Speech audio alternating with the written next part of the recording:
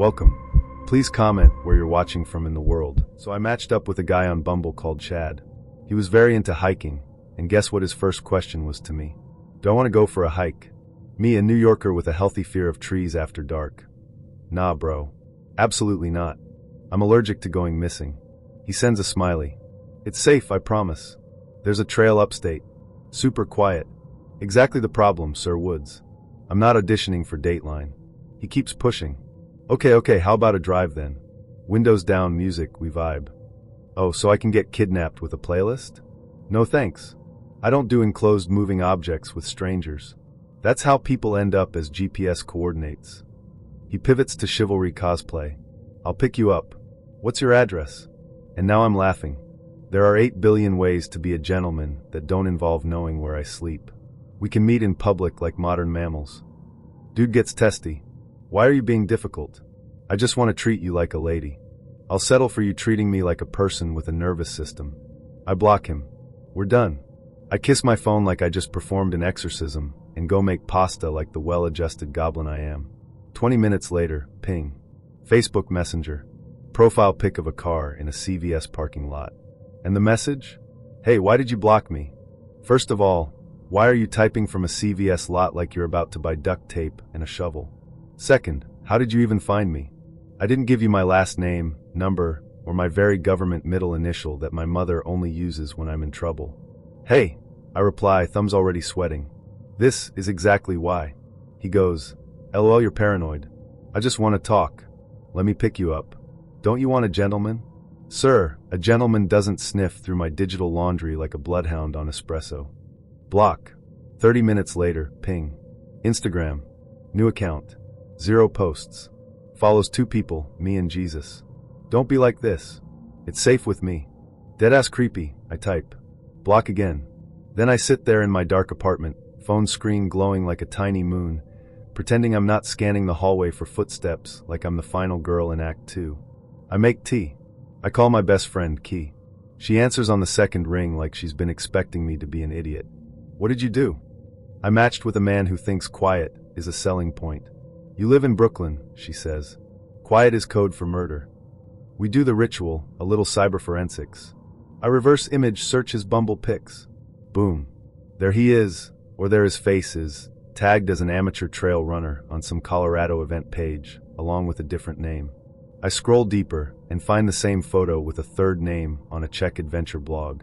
Okay, catfish of the pines. My scalp gets that tight feeling like my hairline's trying to climb off my skull and escape the situation without me. I report him on Bumble. I throw in the full essay. Hi Team Bumble, here's a fun scavenger hunt. Hike dash, drive dash, address dash, found me on FB dash, slid into my IG dash, red flag parade. I press send like I'm launching a flare. That night, in bed, I do the stupid thing where I convince myself I'm safe because I have 3 locks and a plant named Raymond who vibes like he could fight. But the building is old and the hallway amplifies everything. The elevator clunk, the neighbor's keys, a faint shuffle like someone shifting their weight. I tell myself it's the old radiator. The radiator tells me to go to hell. My phone lights up. Unknown number. Be reasonable. I'm not a killer. Excuse me, sir. That's exactly the thing a killer would text. Another block. Another screenshot. He sends me a meme of a raccoon with a baseball bat. This is your new boyfriend, she writes. He will walk you to the bodega. The next morning I get coffee from Eddie's bodega because Eddie has watched me grow from college kid with a fake ID and big opinions to woman who buys oat milk and mace. He slides me a bacon, egg, and cheese and, like a priest, says, "You look like someone tried to sell you a timeshare." Worse, I whisper. He tried to sell me fresh air. Eddie squints. The outdoors? That's how they get you. He adds a free donut to my bag the way Italians add garlic to the truth. I try to get back to normal. Work emails, subway commute, stare at a wall on the F train like a champ. But I've got that haunted feeling, like I left a tab open in my life I can't close. That afternoon I get another ping, a new Instagram account. No posts. Just a DM. You'd be prettier in sunlight. I can show you a good trail. Block. Report. Block. Report. I'm speedrunning the app's safety features like I'm trying to unlock a golden skin in Fortnite. I decide to post a story, just a photo of my coffee and a caption. PSA, if your first date suggestion sounds like the opening scene of a Netflix docuseries, I'm out. Key replies with a row of knives and the command, get. Hey, doorstop. 2 nights later, I'm home late, clutching my tote bag like a talisman, and practicing my resting don't even think about it face. The hallway is quiet except for the hum of a busted light and the smell of someone's burnt toast. My key sticks in the lock, of course it does, and I'm standing there jiggling, muttering, come on baby, open up, like I'm seducing a stubborn ATM. Then I hear it, footsteps at the far end. Slow. Measured. I freeze. I don't look back. The one thing horror movies teach you is never be the girl who turns around and says, hello. I get the deadbolt open, slip inside, slam the chain across like I'm in a rom-com with anxiety. I stand there listening. Nothing. My heart is playing aggressive techno. I eventually laugh at myself, because what else do you do? Cry. Please. I'm from New York. We metabolize fear and call it energy. I sleep with my pepper spray on the nightstand like a tiny cop. In the morning I wake up to a final message request from a brand new Facebook profile with the most generic stock photo in existence. Why are you being such a B***tch about a hike? Ah, there it is. The mask slips. The gentleman routine unclenches. I block. I report. Then for sport, I do a tiny appeal to the universe. If you're real, may your socks always be wet. It started on Bumble, as all modern horror stories do. His name was Lucas. Blonde hair, gym shoulders, blue eyes so sharp they could cut glass. The kind of man who looked like he smelled faintly of eucalyptus and bad decisions. His profile said he worked in sports marketing, which, in my experience, usually means he once handed out protein samples at a gym. Our chat was decent. He wasn't throwing out, hey gorgeous, like a 2012 Facebook uncle, and he used commas, which, let's be honest, is rare enough to make a girl blush. We bantered about travel, food, and which part of London had the best pubs. He said South Kensington. I said, all right, posh boy. He laughed. I thought, fit and funny? Let's risk it. So he says, let me take you out. I say, sure. Where we going? He says, I'll send you the postcode later. Now, that should have been the first red flag. But at the time, I'm thinking, maybe he's planning a surprise. Maybe he's one of those mysterious types who books bougie restaurants and pretends not to brag. Fast forward to Thursday afternoon. I'm at work, pretending to look busy while mostly emailing myself screenshots of dresses. He finally sends the message. Just a postcode. SW10 something something. No name, no bar, no hint. So I plug it into Maps. And the little red pin drops not on a restaurant, not on a pub, not even on a Pret, but a residential street. Brick terraces, flower boxes, and the kind of lamppost that looks like it's seen things. I message him. Hey, just checking, this is someone's house. He replies, no, it's near the bar. We'll walk from there. Now, I don't know what kind of bar doesn't have a name, but I'm not about to meet a stranger outside someone's front garden like it's a drug deal. So I push back. Can we just meet at the bar? He replies instantly. You don't trust me? Not yet, I say. You could be a murderer. He sends a laughing emoji. You'll be safe with me. Sir, that's what murderers say. Still, I'm trying to give benefit of the doubt. So I tell him, look, send me the bar's name and I'll meet you there. He refuses. Again. Says, it's easier this way. Easier for who? At this point, I'm getting the ick. I tell him, let's just reschedule. We'll figure something else out. He replies, I can't cancel now. I had to put my credit card down. They'll charge me if we don't show. Now, as someone who's lived in London long enough to know when someone's talking bollocks, that sentence didn't sit right. So I check. I Google restaurants near postcode.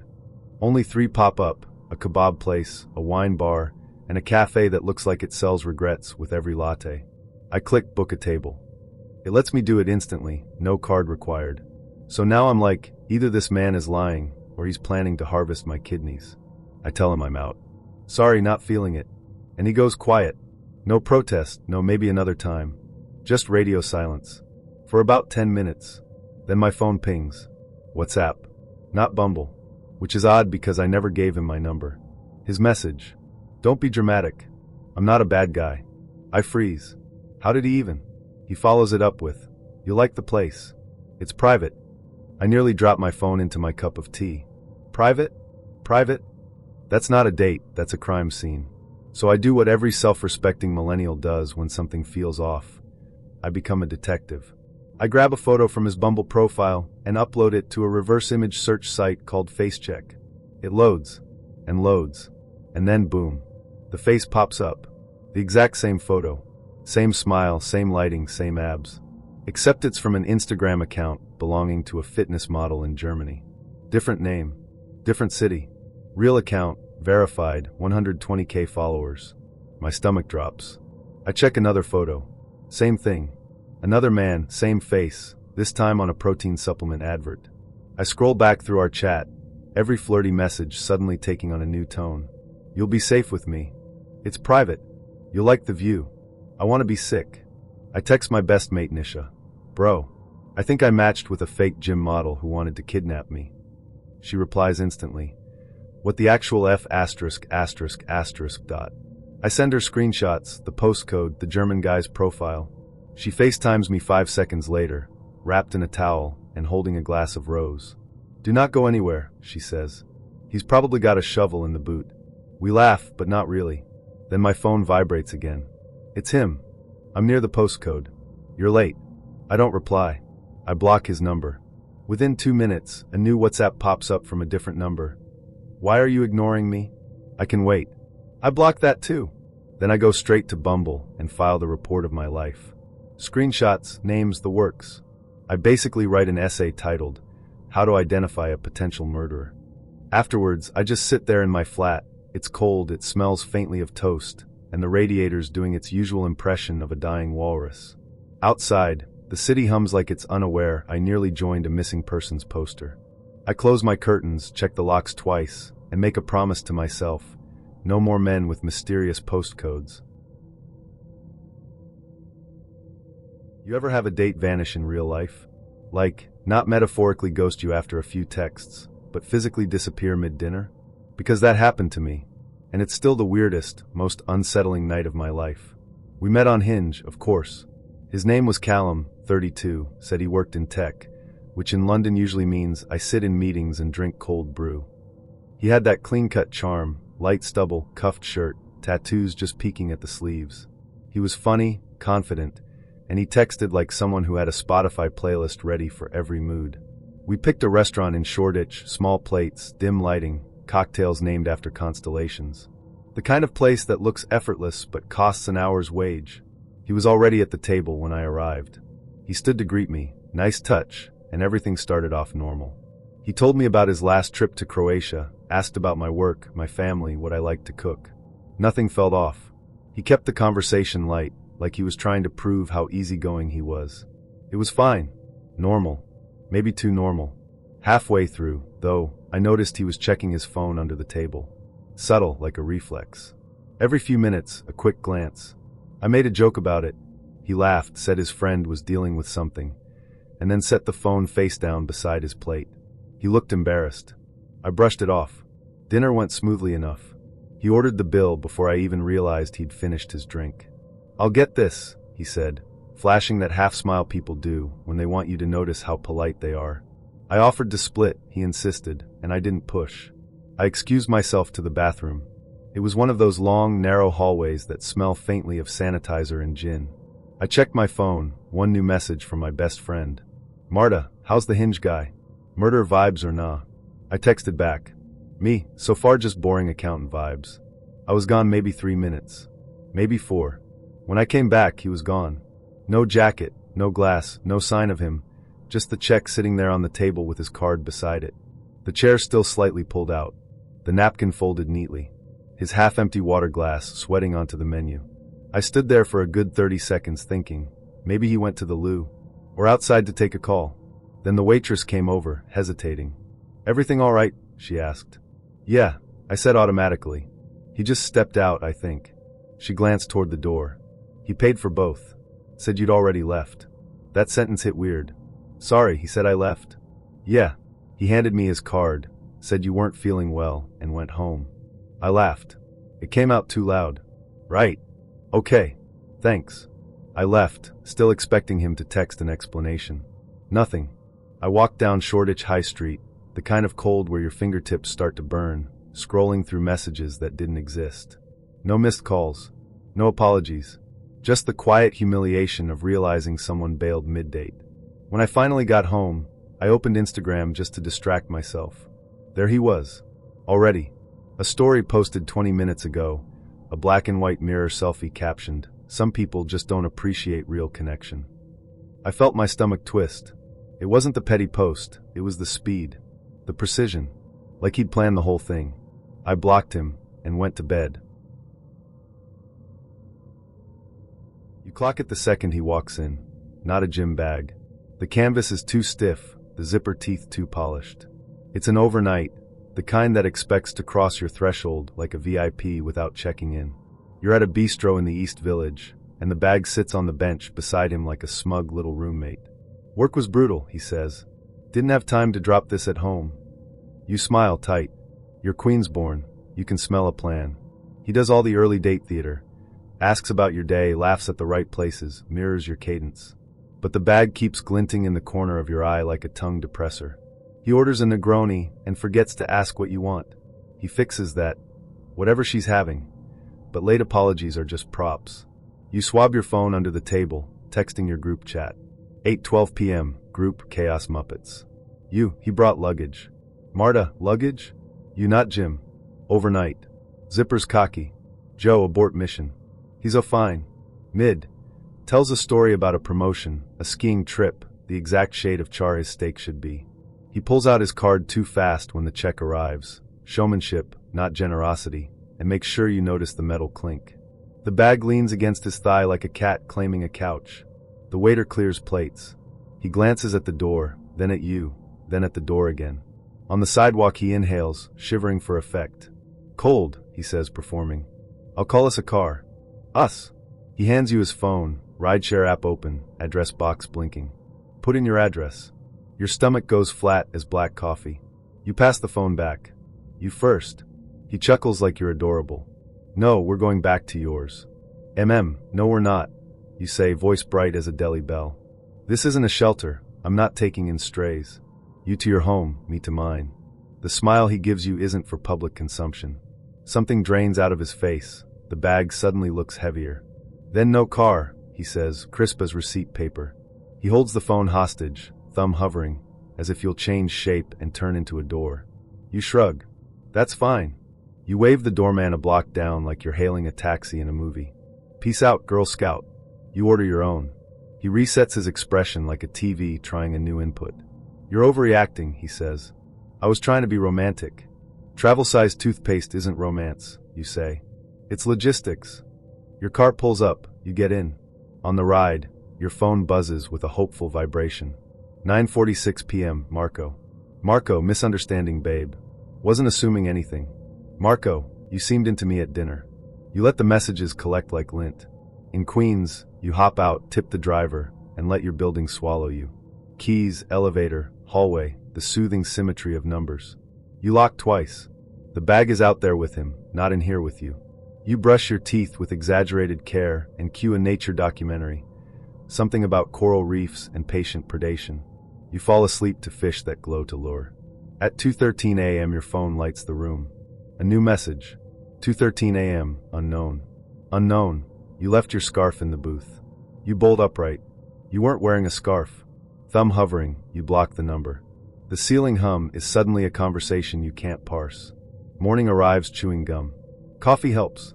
The group chat pings. 9:02 a.m., group chaos Muppets. Joe, screenshotting? Receipts? Marta, he posted a story tagging that restaurant LOL. You check. He's posted a thirst trap, black and white mirror pic, captioned modern women, no class, no romance. Comments are a hornet's nest. You block and go about your day measuring steps with errands. Queens smells like bodega flowers and bus breaks. When you get home, there's a flyer half tucked under your door for a dog walking service you don't use. Smiling beagle. Wrong apartment number. You slide it into the trash. That night he tries again. 8:17 p.m., Marco. Marco, let's reset. I got tickets tomorrow. Jazz. My treat. Marco, I'll bring a duffel this time, LOL. Joke noted. You don't reply. You're stripping your bed when you feel it, the prickling sense of being misfiled. You check the peephole, a slice of hallway, quiet as a shut book. You lock the bottom lock again out of ritual. Rituals are how you stitch the day closed. Sleep comes as a truce. At 12:31 a.m., your phone vibrates. You don't wake. In the morning, there's a photo in your message requests. The preview is only a gray blur. You tap with stupid hope it's spam. It's your building lobby. Not a stock image, not an angle from Yelp, a photo taken last night. The tulips on the table are the same ones the super replaced after the weekend. The door is propped by the exact wedge you trip on twice a week. The timestamp in the corner is your insomnia hour. 12:31 a.m., unknown. Unknown, nice place. Your lungs shrink. You feel like you were already running, and someone cut the sound. You report, block, breathe shallow. You make a list. You call the super. You tell a friend who knows what to do. You forward the photo and write for record, and the world tilts back one notch toward plum. At noon you're at the precinct filing a report under a fluorescent hum that makes everyone look tired. The officer is kind, practical. He asks if you saved everything, if you'd be willing to screenshot. You would. You do. Attachment, img_4029.png. Attachment, 12_31_unknown.png. Attachment, 8_12_group.png. Trust your gut, he says, printing a paper that smells like toner and writes. You walk out into sunlight that feels like a heat lamp over deli meat. Queen's crowds are comfortingly indifferent. On the platform, a violinist tortures Stand By Me in a way that feels like prayer. That evening, you order Thai and wedge a chair beneath your knob, even though it's silly, even though deadbolts exist. Your phone buzzes again, the app from last night. 7:45 p.m., your ride. Your driver. Are you still at 32? You know moved. Thanks. You didn't move. You invented a lie for an app like throwing salt over your shoulder. You carry your pad of paper to the coffee table and begin the work of collecting yourself. Dates, times, places, the slow, calm handwriting of a person who refuses to be hurried. The group chat keeps pace. 8:01 p.m. Group Chaos Muppets. Marta, got you a personal alarm. Tomorrow 10 a.m.? Joe, I'll walk you to the station for work. Also, I brought bagels. Safety carbs. Your notifications become scaffolding, bank alerts, weather warnings, a newsletter about orchids. You turn off message requests entirely. You imagine the bag, wherever it is now, sulking, zipper not quite closing over its cargo of guesses. Later, because ritual is also reclamation, you go down to the lobby. You stand exactly where the photo was taken. You take your own picture, your hand in the foreground, flipping the lens off. You send it to no one. You save it to a folder named Me. You breathe out. At 11:04 p.m., a final ping tries to pry you open. 11:04 p.m., unknown. Unknown, why are you being like this? College Town Tuesday, sky the color of dryer lint, air thick with popcorn butter, and the perfume of 16-year-olds who think 2 spritzes is subtle. It's discount night at the multiplex, $5 tickets, and the kind of crowd that treats the lobby like a county fair. I'm 19, new to dating, and so polite I could curtsy at a stop sign. Mama says a lady's got to learn to say no without explaining herself. I am working on the first part and tragically gifted at the second. He's a classmate from econ. Call him Brandon because of course. Blondish, baseball cap energy, a smile that suggests his dentist is on retainer. He texts that he's outside by the fountain, which is generous for a cement bowl with algae. Hope you like Star Wars, he adds, like announcing a weather system. I had suggested Pitch Perfect, because singing is less likely to cause a theological debate. He scoffed, actually scoffed, then hit me with "We're watching Star Wars. The royal we doing heavy lifting." He waves me over, hands in hoodie pocket like a teen heartthrob from a budget streaming service. Hey, he says. Didn't bring a jacket? You'll be cold. It's August. I say, I run warm. He suggests we head straight in. I glance at concessions, the glowing shrine of sodium. Snacks? I ask, hopeful as a Labrador. He grimaces. Movie food is a scam. He says scam like he's just discovered capitalism. I swallow a sigh and my craving for a Coke the size of a bucket. Inside, the carpet is that red-black pattern designed to hide sins. The floor grips the soles of my sneakers like a needy ex. We find the middle of row G because he needs optimal sound. I sit, person lap, hands neat as folded napkins. He immediately reaches for my hand like it's a doorbell. I give him a squeeze of greeting, then rest both palms on my cup holder, a neutral zone. He tries again, fingers creeping across the armrest like a polite crab. I shift, smile, say, "Bless your heart, I'm a fidgeter." He laughs, louder than necessary, and leaves his hand there anyway, grazing my wrist like he's checking my pulse for readiness. Trailers. Explosions. Animated animals making slapstick oaths to teamwork. He leans in to whisper, "This one's gonna be sick," his breath warm with wintergreen gum. I nod, whisper back, "I love a story," which is my genteel way of saying please stop narrating to my ear canal. The lights sink. The John Williams brass announces that we are about to learn the fate of space with great urgency. Yellow words crawl up the screen. I am 3 movies behind, and 1 lifetime uninterested. 15 minutes in, he tries my hand again. 3rd time's the charm in his mind, a moth to my reluctance. He corrals my fingers, rubbing his thumb over my knuckles like he's polishing an idea. "Soft," he says. I say, "Lotion," because I am a comedian under duress. He laughs, then inches closer, thigh to thigh. The seat rebounds squeak. He smells like laundry and ambition. The movie is all pew-pew with a side of familial angst. He flinches at the fight scenes, murmurs, "Iconic," and occasionally breathes my name like it's punctuation. "Right, Anna?" in the dark. Each time I do the smile and nod combo polite Southern women are issued at birth. I can feel him revving, a dog at a gate, waiting for the moment the credits will free us to kiss in a parking lot. I am steady as church. I sip lukewarm water. I watch the glowing exit sign like it's a friend. Halfway through, a plot twist slams the theater, gasps a hush, the collective thrill of surprise. I miss it entirely, trying to telekinetically persuade my hand out of his grip without creating a scene.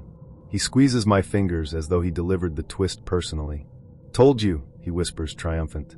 I give him my best, "You did, sweetie," smile and count ceiling tiles until the orchestra forgives me. During a quiet scene, he leans in, lips skimming my temple, testing the fence. "You're cute," he murmurs, objectively nice, subjectively unwelcome. I angle away, let my hair fall like a curtain, and say, "High and bright. Movie time." He chuckles, and there's a new edge to it. The coin has turned. I feel it, a change in pressure, barometer dropping. That old familiar thing where a woman's no takes the shine off a man's night. When the credits finally roll, a soft glow rises. He turns, expectant, the way toddlers do when they've done something technically correct. My phone lights up in my lap like divine intervention. Uncle Ray calling. Uncle Ray never calls except to ask how to attach a photo to an email. "Excuse me," I whisper, picking up like the building's on fire. "Hey, sugar. You caught me just in time." From the other end, Uncle Ray begins a ramble about rototillers. I stand, wave breezily at Brandon, and float into the aisle. He stands too, confused, then follows. I keep talking, nodding, thanking Ray for advice I did not request about gasoline mixtures. I am grateful to every ancestor who taught me the art of the polite retreat. In the lobby glow, Brandon waits, shifting weight, smile stretched thin. I wrap the call, "Love you too," and tuck the phone away. "So," he says, "we going to your car?" The question is casual, the aim not. I tilt my head, the way my mama does before a correction. "I'm gonna head home, actually. Early start." His face falls into a shape I recognize. Entitlement's little tantrum. "Seriously?" After that, I bought the tickets. $5 each. 10 total. I would Venmo him a casserole if it would help. I had a nice time, I say, and I mean the parts where the lights were off and he was far away. But I'm calling it a night. He huffs, mutters tease, under breath like a prayer he hopes God hears. I feel a flare of hot shame, then a cooler thing rise up from my bones. I smile, warm as grits. "Bless your heart for the movie," I say. "Drive safe." He tries a last maneuver. "Well, at least walk me out back?" My truck's there, and I slice it soft. Front lot's closer for me. I walk toward the bright doors, that holy wash of fluorescent, my heels sticking to soda patches, the smell of butter chasing me out into honest air. Outside, the summer night wraps me, cicadas sawing at the dark. The parking lot is full of families packing minivans, teenagers play fighting, someone's grandma complaining about the AC. I breathe. He follows at a distance, then peels off with a sharp turn, headed, yes, the back lot. I keep going, keys threaded between my fingers like my aunt taught me, phone ready, gaze up. My car is under a lamp. I unlock, slide in, lock again before the doors even side shut. Hands on the wheel, I shake, just a little, like a dog after a bath. I text my group chat, alive. He was ugh. Not dangerous, just disappointed. 3 responses pop like popcorn. Home now? Wanna call? Proud of you. I send a photo of the glowing exit sign like a trophy. On the drive, I rehearse the lesson out loud so it sticks. It is not rude to protect yourself. It is not mean to disappoint a stranger. A $5 ticket is not a contract. If a man jokes that snacks are a scam, he may also believe your boundaries are customer service. And if an uncle calls in the lobby, even by accident, you say thank you to the angels working the night shift. London evening, rain doing that dramatic mist where you're never actually wet but your hair is like, babe, we're frizz now. I'm early because nerves and also because I am pathologically punctual. Blame the film set life. The Soho bar is one of those narrow neon places full of people who look like cigarettes learned to flirt. I pick a corner table with a good sight line to the door and a worse one to the toilets. Occupational hazard. I can identify bad lighting at 20 paces. He's late. Not apocalyptic late, just oh we're starting like this late. When he does arrive, he's cute in that LinkedIn way. Good coat, decent jaw, the kind of man who says, I work in tech like it's both confession and absolution. We hug. He smells expensive and faintly of gym, which I accept as a London microclimate. He asks what I want to drink and doesn't wait for the answer before ordering something limey for me and something whiskey forward for him, like a man in a series who's about to reveal a plot twist. So, he says bright, remind me what you do again? I blink, because we did this bit already. Twice. Special effects makeup, I say. Film. TV. Sometimes music videos. Often blood. Occasionally aliens. Mostly people. He lights up. That's so cool. Show me. Now, every time a man asks to see my work, I do a brief moral inventory. Do I show him the elegant age stipple I did on a 70-year-old pianist that made him look 40 and saved a director's career? Or the jawless zombie that made a crew member cry into a pastry? Reader, I chose violence. I unlock my phone and scroll to my greatest hits. Split scalps, stitched smiles, a throat slit so realistic the costume department still won't speak to me. He leans in. His glass tilts. The smile drains from his face like I just told him I key Teslas for sport. He recoils. Not big, just enough to feel like a slap. You should never show that to people, he says, voice flat. I laugh because sometimes we laugh when we're stabbed. Well, it's not like I do the Tesco run like this, I say, swiping to a glamour photo where I look like a person who sleeps. See? I'm also cute. He doesn't laugh. Why would you do that to yourself? You look horrendous. Like that. He gestures at my phone, at my art, at the thing that pays my rent and my one expensive moisturizer. I feel it then, the small sting that starts in your chest and travels your bloodstream like a bad review. I want to say a dozen things, about craft, about storytelling, about how it takes 5 hours to build trauma onto a face and a second to reveal what's inside a man.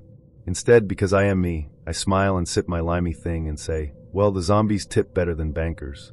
He doubles down, as only the dimly righteous can. Don't ever do that. Not if you want a guy to take you seriously. I never want to see you like that.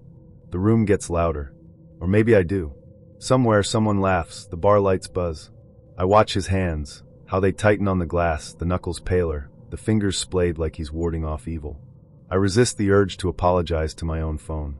The bartender slides us water with that quiet bartender telepathy that means he's clocked the vibe. I want to marry him for it. I try once more to defuse. It's my job, I say calm, the way you tell a child the oven is hot. I make monsters so other people can feel things safely. The blood washes off. He nods then. Yeah, but it's disgusting. He gives me a once-over, appraising, like he's deciding if I can be redeemed. Don't do that again. A tiny, exhausted part of me stands up inside my skull, puts her hands on her hips, and says, ah. Here is the thing about horror makeup. It is permission. It lets you become unpretty and unpleasing, and still valuable.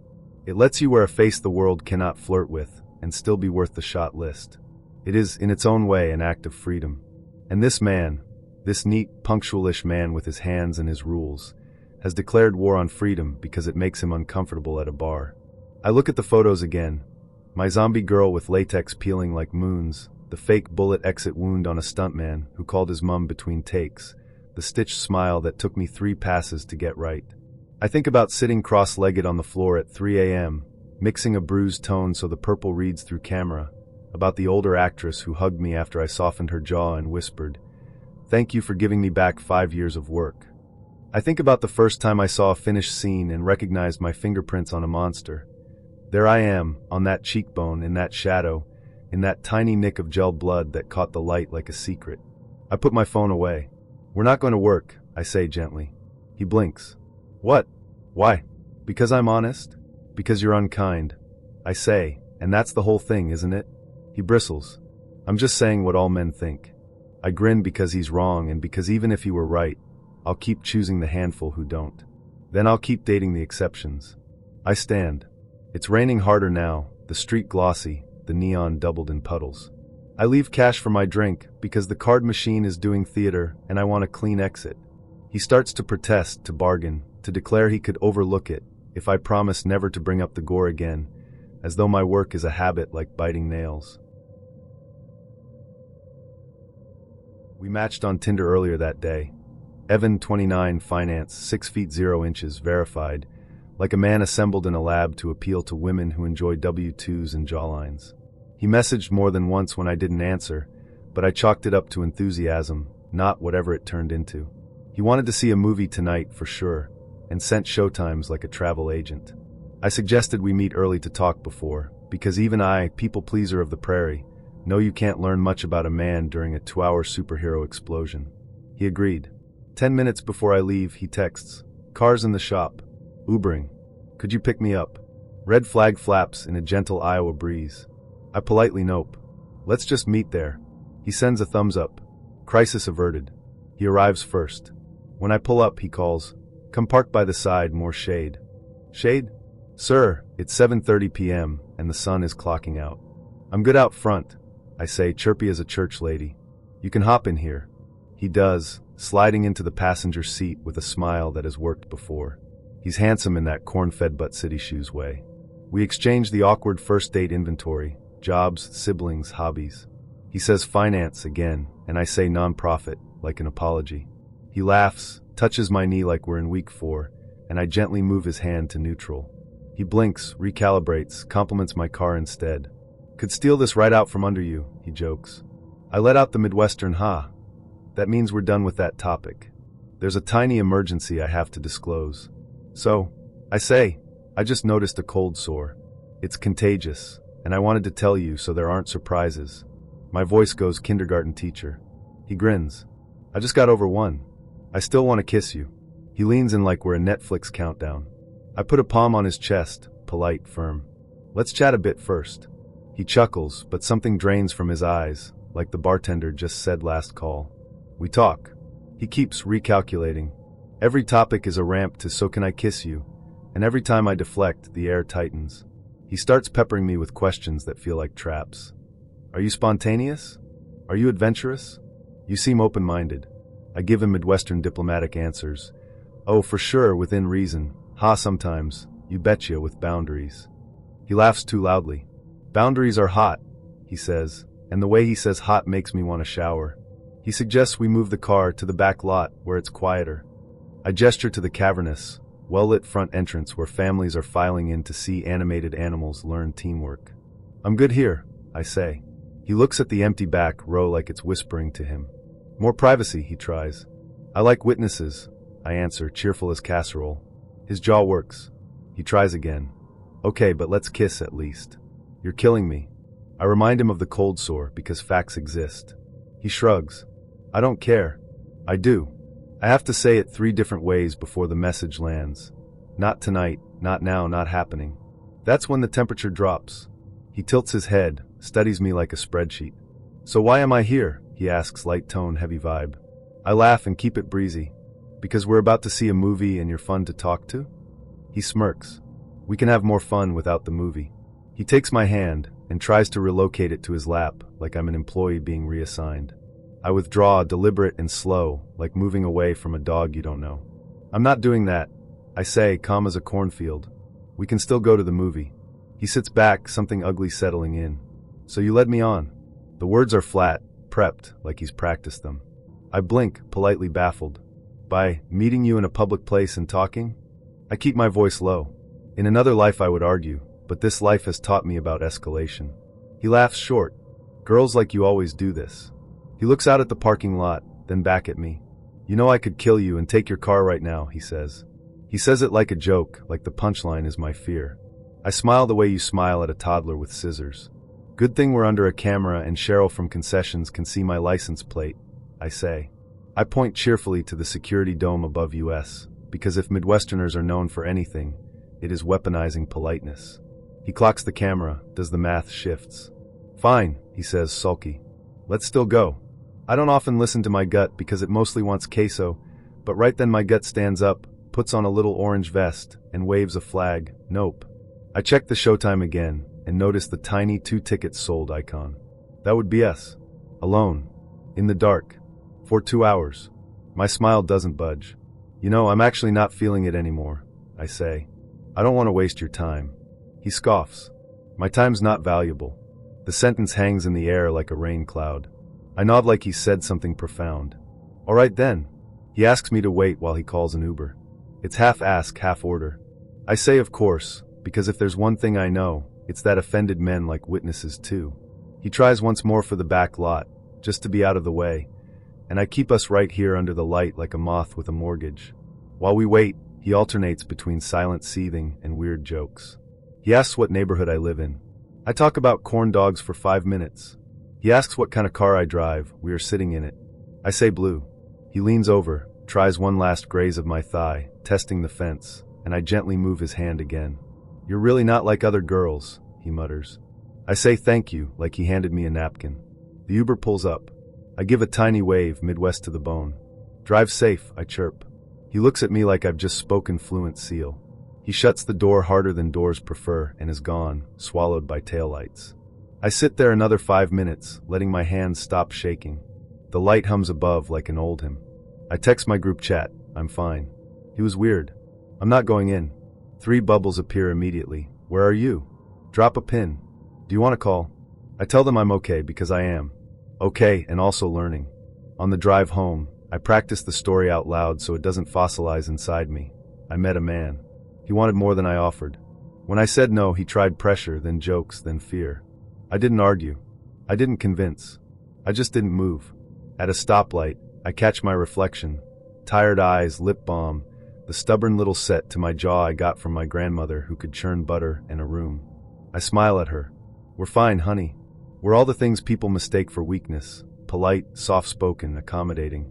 And we're all the things they don't see coming. Decisive, observant, unwilling to go into the dark just to keep the peace.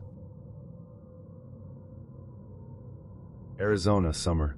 Heat like a hairdryer to the face, sundress glued to my spine, and me doing the thing I swore I would not do again. Agreeing to a Hinge date because the man said reservation, and I'll handle it. His name is Cole. Handsome Cole. Dinner is a dream. He stands when I arrive, gentleman points, pulls my chair out like it's not 2025, asks real questions, listens with eyes not just ears. He's a little yes ma'am country, and it's cute. We split crispy Brussels and a steak I pretend is small. He orders my favorite wine without making it a trivia test. I'm not instantly attracted, but the way he laughs, shoulders first, kind of sneaks up on me. By dessert I'm thinking, okay fate, I see you. After walking to our cars, I say the dangerous sentence. We should keep this going. Drinks. He lights up. I know a place. Friend of mine's bartending.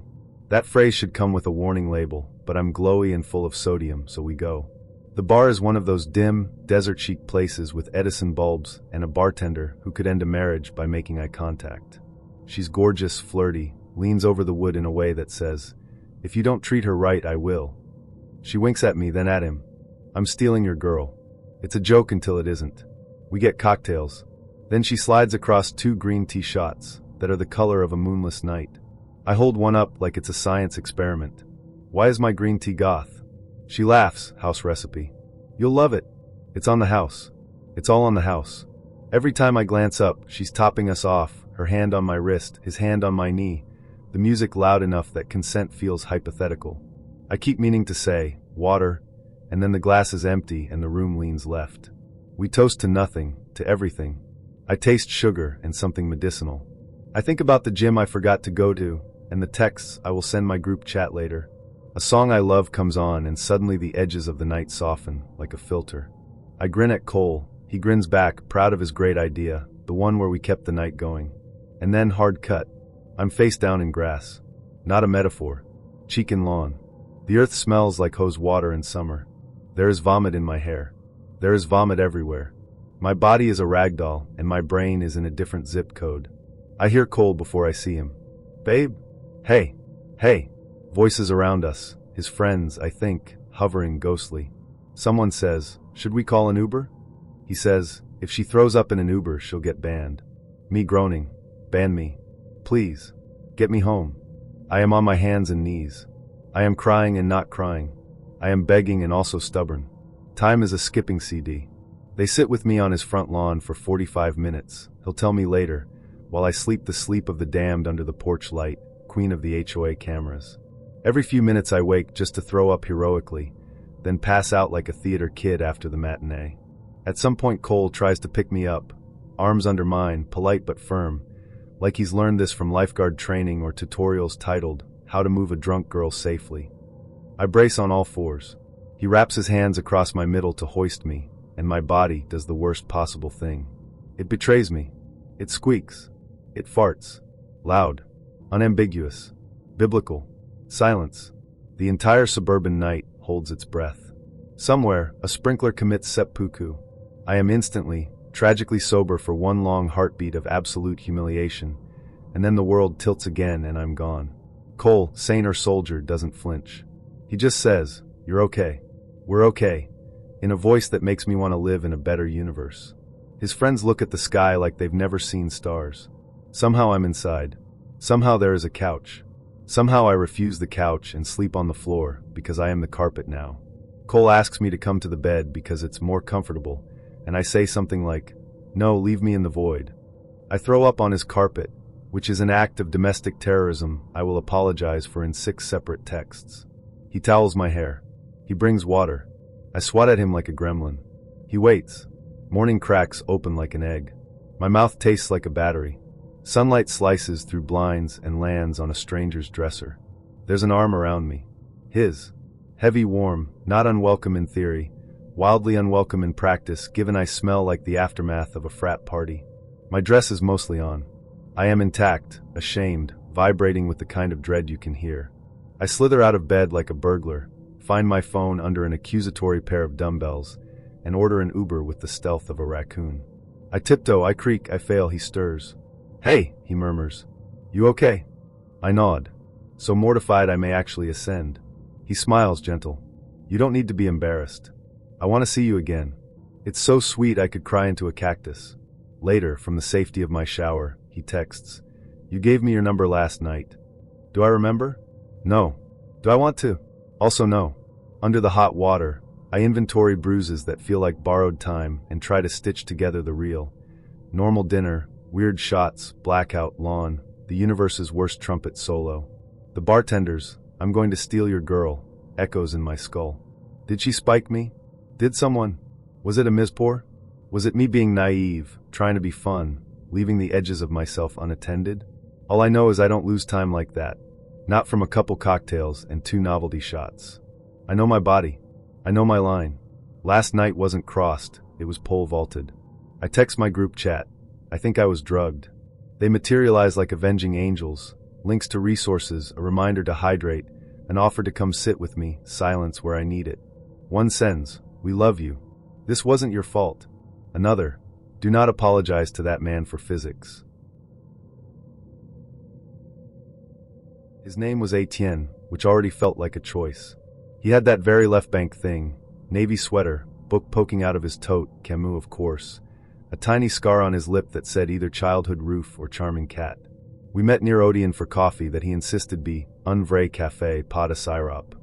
He was easy, funny in a practiced way. He asked questions, good ones too. Favorite bridge, last song stuck in my head, where I hide when it rains. When I said under the awning at Rue de Bussy, he smiled like a teacher hearing the answer he wrote on the board. He suggested dinner Wednesday. Mi mendroit, he said, then corrected himself. Non J Mew.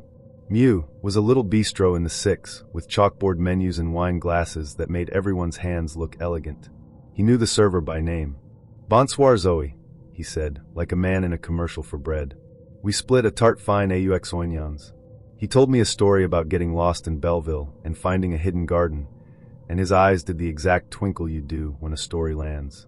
At one point he took out his phone to show me the garden, and I noticed the album title, Rive Gauche. The thumbnails looked same way, cobblestones, window boxes, the same bench from 6 angles. I didn't think much of it. People curate. People have themes. After dinner he suggested a walk to Unview Secrete. We wound through little streets until we reached a 3rd-floor apartment he said was his. The stairwell smelled like stone and old cigarette smoke. Inside was spare, tastefully empty. Scented candle, cedar. A framed print of the Pont Neuf. A corkboard above a narrow console with a neat grid of Polaroids. Each one was of the same window, the same view over gray slate roofs, the same sliver of sky. In each, a different figure just at the edge of the frame, a shoulder, a scarf, hair. In the corner of each Polaroid, a date in tidy black pen. Say Jolie, I said, because what else do you say? He poured wine. Put on a record that somehow knew not to skip.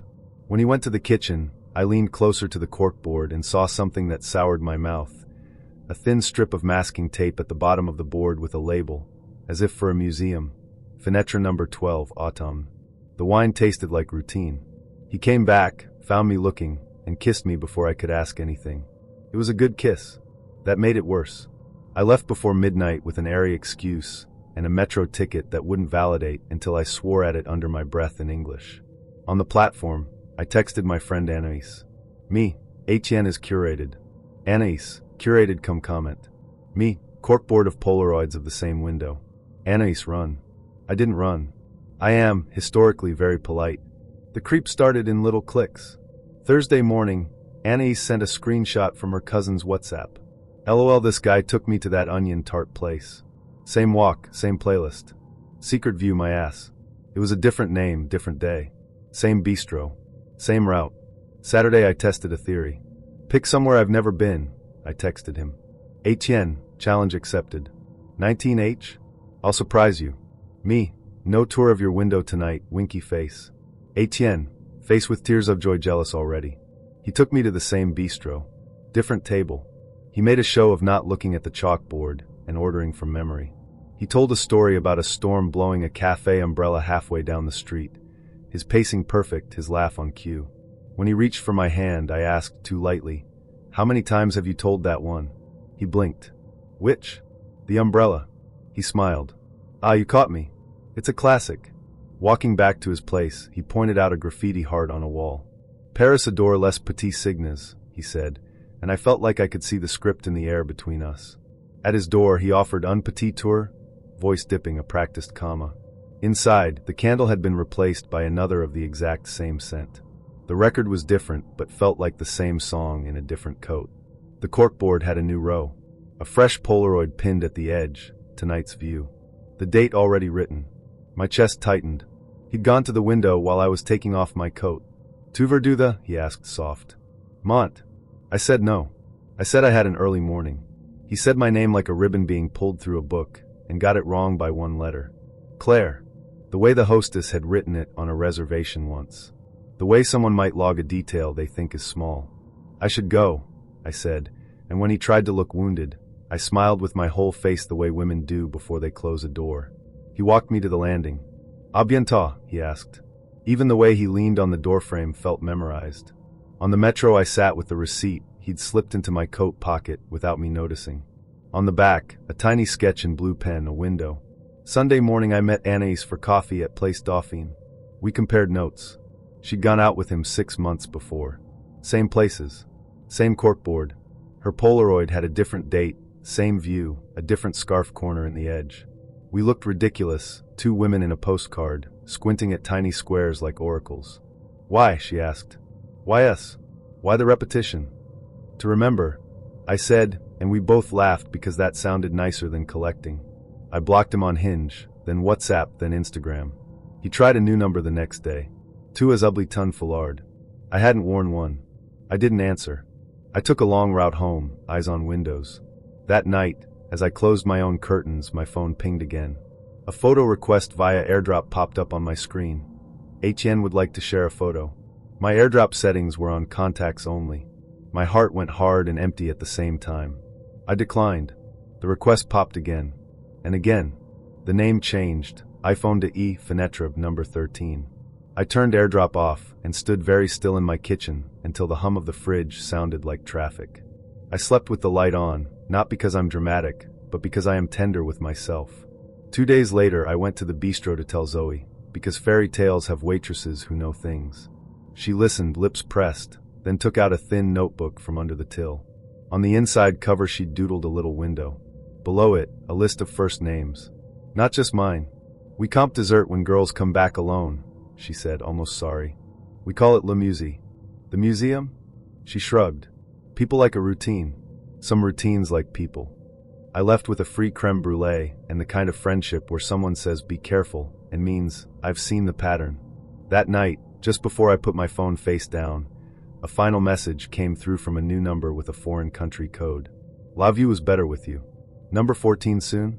I blocked it and watched my own reflection blink in the black screen. Then I did the smallest, bravest thing I knew. I took a photo from my window, ugly streetlight, crooked antenna, a pigeon looking like a mistake, and saved it in a new album called Moi. I didn't pin it to a board.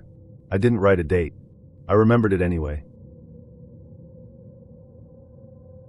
We were 2 dates in, both good, which in Sydney is basically a miracle given half the cities between jobs, and the other half thinks Bondi counts as a personality. He was easy to be around, tall, calm, a civil engineer who could explain stormwater without making me want to walk into traffic. We'd done tacos on Crown, then a sunset walk past the bats in Hyde Park. Harmless, nice. Green flags everywhere. So when he asked if we could watch a movie at yours, I thought, keep it chill, keep it publicish, keep it early. I share a flat in Surrey Hills with 2 girls I adore, Tash and Liv, who are both chaos wrapped in activewear. I texted them to behave. Me, don't be feral tonight, please. Tash, no promises X. Liv, we're angels. It was a Thursday, soft wind off the harbor, been night. I grabbed a bottle of Pinot and a bag of Maltesers and walked him up the stairs. Our hallway always smells like eucalyptus and someone else's dinner. I reminded myself to breathe. This was just a movie. Not a test. Not a trap. The front door opened before I put my key in.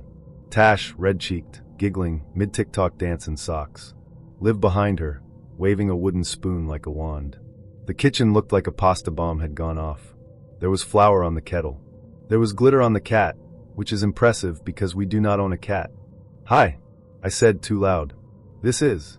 Hi, engineer, Tash said, because I'd told them his job and they'd decided names were unnecessary. Love a man with a bridge.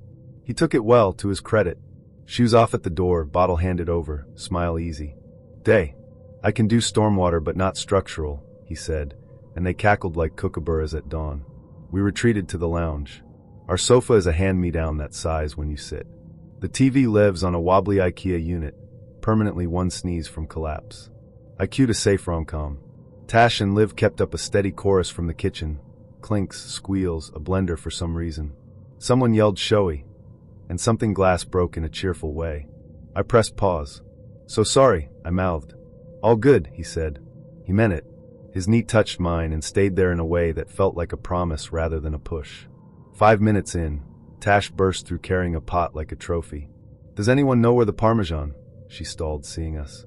Oh, movie. Sexy. She winked. Sorry, babes.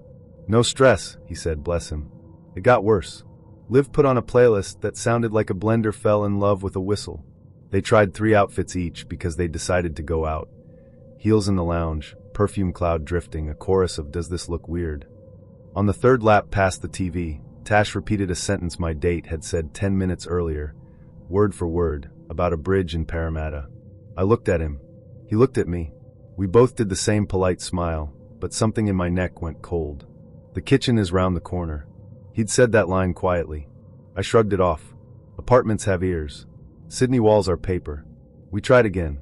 The movie restarted. The TV autoplayed closed captions and, unprompted, spelled his surname perfectly in a character's dialogue that had nothing to do with him. We both laughed it off like savvy moderns. Phone's listening, yeah? I joked, and threw my mobile face down like that would make it deaf. Then came the kettle. It clicked on by itself. No one had touched it. It whined to a boil, then turned off with that little huff kettles make when they feel superior. Tash yelled from the kitchen, thanks Darl. And I yelled back, wasn't me. And then we were all quiet for a moment too long. He squeezed my hand. Want a rain check? he said low so only I heard it. Yeah, I said grateful. I'll walk you down. At the door he hugged me. It wasn't awkward, it wasn't rushy. It was the kind of hug that says, I like you, and I respect your feral housemates. His chin brushed my hair. He smelled like rain and clean laundry. He pulled back and smiled. Next time, cinema. Assigned seating. Industrial strength silence. Deal, I said. Text when you get home. He left. I shut the door and leaned my forehead against it, half laughing, half mortified. Behind me, the house sighed in relief like it had been holding its breath. Tash popped her head round the corner, eyes bright. He's cute. He is, I said, and meant it. Sorry about the showy, Liv said, genuinely sorry, holding a towel like a surrender flag. We were celebrating because no reason. It's fine, I said, because what else? Can we maybe, just for future, tell the kettle it's not invited? They promised. They meant it. We cleaned up, humming, 3 women moving around each other like we'd practiced. It felt like normal life again. Soft, stupid, warm. At midnight, when the glitter had settled and the playlist gave up, I slid into bed with my phone. There was a text from him. 10:41 p.m., him home. Survived George St. traffic. Next time I'll bring earplugs for the roommates face with tears of joy. 10:42 p.m., me perfect. I'll bring duct tape for the kettle. I smiled, set my alarm, and let the fan draw a breeze over my skin. Somewhere outside, a possum stomped on a roof like a petty god. I was almost asleep when I heard it, my voice in the lounge. Not an echo, not the TV. My voice sang, next time cinema, followed by my laugh, then his laugh. The timing was exactly ours, only a shade delayed, like the house was practicing. I sat up. The lounge was dark except for the blue of the TV on standby. I patted out. The kettle light was off. The window over the sink showed the orange street light and the silhouette of the jacaranda that refuses to bloom on time. In the TV reflection, just for a second, I saw 2 figures on the sofa, me and him, leaning in, almost touching. When I blinked, it was only me. A girl in an oversized t-shirt, hair up, heart doing an idiot drum solo. Okay, I said to the room, because I am not above talking to boxes with wires. Very funny. Something, maybe the fridge, maybe the house, clicked. I went back to bed and tried to be rational. Old units do weird things. Bluetooth speakers pair themselves. Kettles ghost boil if the base is damp. Flatmates repeat stuff because they have magpie brains. No horror, just comedy with bad timing. 2 days later, he asked me to the dendy. We saw a film where nothing happens and everyone whispers. It was perfect. After, he walked me home, kissed me on the footpath under a flickering streetlight, and the city felt like a friend again. Inside, the lounge was tidy. The TV remote lay face up. On the coffee table, under the Maltesers bag we'd abandoned, there was a neat little list in Liv's handwriting. House rules. No showies on weeknights. No glitter on pets. Kettle waits to be asked. At the bottom, in a different pen, a 4th line had been added in tiny block letters. Don't repeat what isn't yours. Did you write this? I called. What? Liv yelled back from her room. Write what? I took a photo and texted it to the group chat. Me, who's rule number 4? Tash, we only did 3. Liv, LOL haunted house X. I laughed, because that's what you do when the floor shifts 1 millimeter and you want it to stay floor. First time we plan to link, I tell him plain. No waka stress. If he no fit work today, we shift. Him reply, no walla. I day. Lecky phase 1 address. Estate with big gate, gateman uniform, generator hum like far thunder. When I reach, rain just start to spit, those fat Lagos drops that warn you before the real thing. I call him. He pick on first ring. Where you day? He ask like GPS no day. Front of your block, I say. Unit C ABI? Correct. Check up, he say. I look up. 3rd floor. A window slide small, hand comet, jingling keys. Catch am, he say and fling. Olmo na reflex save me. Key slap my palm. The gateman shoot eyebrow, small, amused. Me, I laugh it off, toss hair, act like this one normal. Who no one come downstairs for him own visitor. Maybe him day tied up. Maybe elevator spoil. Elevator no spoil. Inside the stairwell smell of damp concrete, bleach, and old diesel. On 2nd floor landing, somebody door day cry with Hinge. Woman voice day talk low. I pass. 3rd floor, corridor long and tight, tiles shiny with the kind polish way make you fear to fall. I knock. He opened, chain still hooked. One eye and half smile. Give me 2 minutes, he say, voice low like we day shoot spy film. Make I arrange small. Chain slide, door open, me enter. Apartment neat to the point of hospital. Sofa straight as soldier, TV black like sleep. Only one throw pillow. No wall photos, just those factory art prints. Banana leaf, ocean wave. He wear gray t-shirt, joggers. No shoes. He smell like expensive body spray and AC. Rain one start, he say, taking the keys from my hand quick. Chain back on as if breeze day thief. You no one come downstairs? I tease. Make I no go spoil your sneaker? He grin. I day test your reflex. Reflex ABI patience? He laugh, holds palms up like nah joke. A beg. Where'n you go drink? Bolt day show 15 minutes surge pricing on my phone. Outside, thunder clear throat. We order suya. He put film, some action thing with plenty running. Twice, his phone buzz face down. Twice, he smack it like misbehaving child. I pretend no see. Fresh boy just carry the evening. Work hustle, Lagos walla, fuel scarcity. He talk well, voice easy, twist small English with aja swagger. When he touch me arm to emphasize joke, not light press, but I day clock everything. Too smooth a beg. Then he say, make I bath small. 30 minutes. Another buzz. In the bathroom, water run constant like generator. I stand, stretch leg, peep small for corridor. On shoe rack, 2 pairs male sneakers, 1 pair small women's slides with gold chain on top. Size 38 maybe. I tell myself e fit be sister own. Guest own. Landlord throw in shoe as bonus? Legos fit do anything. The suya arrive, gateman call intercom. He shout from shower. Collect for me a bag. Key day there.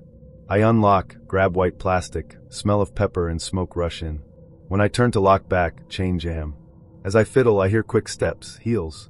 2 doors down. A whisper. The kind that no be language, just sound. I freeze, ear leaning. The bathroom water switches off. Silence grow wider. He step out with towel round waist, phone in hand, wet shoulder gleaming. What happened, he ask. I tell him the chain stick. He takes over, locks it fast, eyes doing small scout to the peephole like man on watch. Then smile return, bright as PHCN after long darkness. Oya, let's chop. We eat. He talk. I nod. The film plays low like background alibi. In a mirror by the hall, I catch him checking the door again. He no once ask me you go or you on. The whole night feels like plan he practicing. Second time we link, rainfall proper. The kind way lick your ankle. I message, I no fit come out if you no fit come down. Him reply, up to you. Then, try catch again. Make I see a first time nah fluke. I stand under awning, squinting up at 3rd floor window. The keys flash, arc hit my palm sting. Nice, a voice say behind me. Gateman. He get that same eyebrow smirk. Auntie make you day careful you no day come down for anybody. Anybody? I ask. He suck teeth, considers. Somebody, he correct like good soldier, sign the logbook. Inside the book, I glimpse yesterday's entries. My name day there misspelled, but below it, another woman name, same flat, same time overlap. He draw line through it like error. Or correction. 3rd floor corridor again. Same damp, same bleach. This time him no chain. He just pull, hand out for keys like hungry person. You made it, he say, as if I pass exam. He shift aside to let me enter but stays close like bouncer. On the console table, key bowl. 2 fobs with masking tape labels. One red G2, the other G3 with the 3 scratched, then re-scribbled back. I day look him too long. He see. Work keys, he say fast. We rotate offices. My laugh comes wrong. Inside your parlor? He chuckle. Na Lagos. Everywhere na office. We sit. He lock. This lock, top bolt, bottom latch, then chain like necklace. Rain drum plenty. Gen hum steady. At 10:13 p.m., light blink, stabilize. My phone buzz me you reach? I type, yes. Then delete. Then type, call me in 20 if I never message. He shift closer. This one no be playful. His thigh hot against jeans. He say something about loyalty. People too soft for this town. If you no gree small stress, how person go trust you? Trust for wettin'? I ask. For future, he say, looking at my mouth like answer day there. I stand to go pee, more to breathe than anything. Bathroom clean like showroom. Towels white, toothbrush blue. 2 toothbrush cups. One empty, one holding a brush with lipstick bite on bristle. I catch my face in mirror, eyes wide like cartoon. Lightning blink. For 1 second, the ceiling smoke detector glints wrong. Not red dot, but tiny glass eye. When light returned to normal, it'd just be smoke detector again. Or me. I flush, wash, return. He's at the door, ear close to the wood. He moves away quick. Neighbor day mad, he say. Then sits, pats cushion. When I pick my bag, he frown. Where you day go? Home, I say. Early call tomorrow. He spread hands. Rain day pour. Sleep. I go take couch. No need. I say voice sugar spine iron. Ride day come. He do that smile again, the one that no touch eye. Okay. Give me keys. The speed he collect em, omo. Muscle memory. Wrist flick. Hook on nail. Chain. Then he escort me to door, peep, open just enough for my body sideways. Corridor silent, except for water somewhere in downspout. He texted at 6:40 p.m. Banderside. Come over movie night? I'll order pizza. Thursday, pre-monsoon heat sticking to the flyovers like tape. I had options, say no, suggest a cafe, be sensible. Instead I said, fine. Early. 1 hour max. Because I was tired of shouting over cafe playlists, and I wanted a quiet room where the AC works. Google Maps promised 35 minutes on foot. I like walking. Don't at me. Linking roads smelled like frying oil and perfume. Joggers dodged aunties. A pav bhaji stall hissed like a scolding. I passed a Topri and bought a Mazda because my brain was melting. By the time I reached his lane, trees dripping dust, dogs asleep in versus of shade, the clouds had gathered into one big unblinking lid. Watchman at the gate lifted his chin. Cown. Flat 302, I said. Arjun. He looked at his register, dragged a pen down the column like I might learn my own name from him. Didi name? I told him. He wrote it wrong, of course, then buzzed upstairs. The lift had that once-upon-a-time mirror that makes everyone look a little haunted. I checked my hair. No lipstick. A tiny damp crescent where my bag strapped across my shoulder. I looked like any girl arriving for a movie. Arjun opened the door wearing gym shorts and a t-shirt with a band nobody listens to on purpose. Arwa punctual, he said, grinning. Come in, Yar. AC full blast. The flat was new build and personality-free. Fake wood console, an enormous TV like a window to nowhere, one plant dying bravely. The movie night stage was set, 2 glasses, an unopened wine bottle, a bowl of chips sweating under cling film. Zero movie queued up. Pizza? He said, already closing the door with his heel, lip quirk rehearsed. First pick a film, I said, smiling easy. War or rom-com? He laughed. We'll see. He came closer. Too close. We weren't even 5 minutes in, and he leaned like gravity forgot him. No, I said, hand between friendly but firm. Movie first. He backed off 1 millimeter, palms up. Chill, Yar. Don't overthink. He handed me the remote like a magic trick, and then walked to the kitchen where he did nothing. No pizza call. No plates clattering. Just a boy waiting for a script cue. I scrolled through his OTT apps. Recently watched Car Chases, a stand-up special, a true crime doc with a woman's face pixelated on the thumbnail. The AC rattled, then settled like a lizard on a ceiling.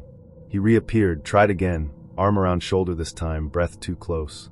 Arjun, I said, still keeping it light. I walked 35 minutes in this weather. At least give me opening credits. He exhaled hard through his nose. Not angry. Adjusting. Okay. He took the remote, scrolled, hovered over a 3-hour gangster film, then didn't press play.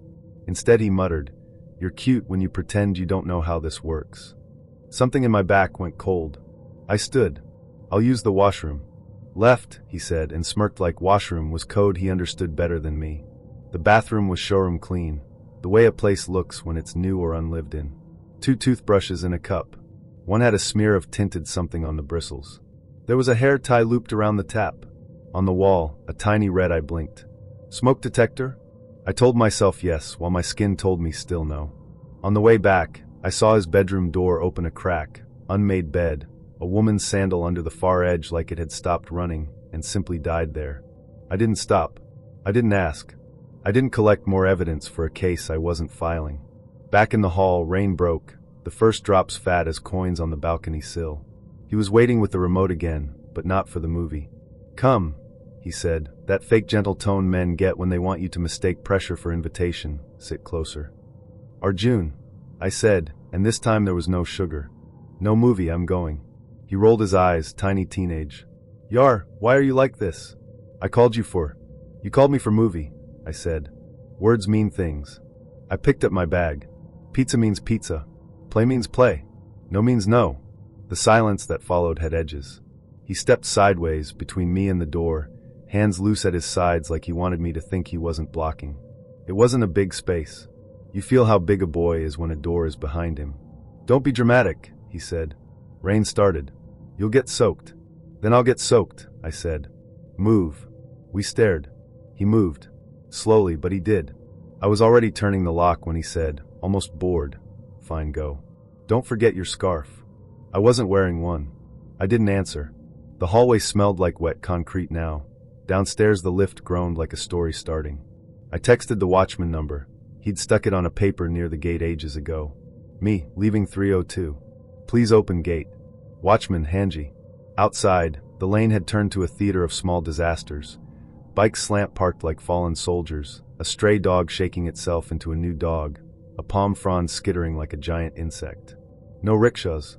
Everyone was either sprinting or resigned. I became resigned, letting the rain find every seam. I'd walked here, I would walk back. 35 minutes inbound. 35 minutes outbound. Line. Done. At the corner, a Tapriani dragged a plastic sheet over her cart. She looked at me and laughed. Tum log bina, she said, not unkind, pouring cutting chai into tiny cups like medicine. I bought one. It was sweet and scalding and perfect. A mongrel joined me under the awning, the exact color of monsoon mud, head cocked like a critic. Come on then, I told him. He did. We crossed linking like stowaways, stopped twice for trucks pretending to be boats, then found an overhang behind a shuttered salon. The dog leaned on my shin like I'd earned him. His name was Ben. Tall, freckled, the kind of guy who made eye contact when he listened. Not performative, just present. We met on Hinge, matched over a shared love of obscure documentaries and a mutual disdain for astrology memes. He said his last relationship ended a year ago. It was serious, he admitted on our third date. But we were too different. She wanted a version of me I couldn't be. I asked her name. He hesitated. Lena. The way he said it made me pause. Soft, like a song title. But I didn't push. At the time, I still thought people deserved some space around their scars. Ben and I started slow. Weekend plans. Long walks. Shared podcasts. He was easy to be around and harder to read. He didn't overshare. But he didn't deflect either. Just filtered. He said I was refreshing. You don't remind me of anyone, he said once. That's a good thing. I didn't think much of it then. Now I wonder if that was ever true. 3 months in, we were at his apartment watching a movie when his phone buzzed. I wasn't trying to snoop. He left the screen facing up. The notification read, Lena, can I just ask one thing? I didn't say anything, but I noticed. Later, I casually asked, do you still talk to your ex? He shrugged. Occasionally. She reached out a few weeks ago. Closure stuff. Is it okay if I ask what kind of closure? He paused. She wanted to know if I ever really loved her.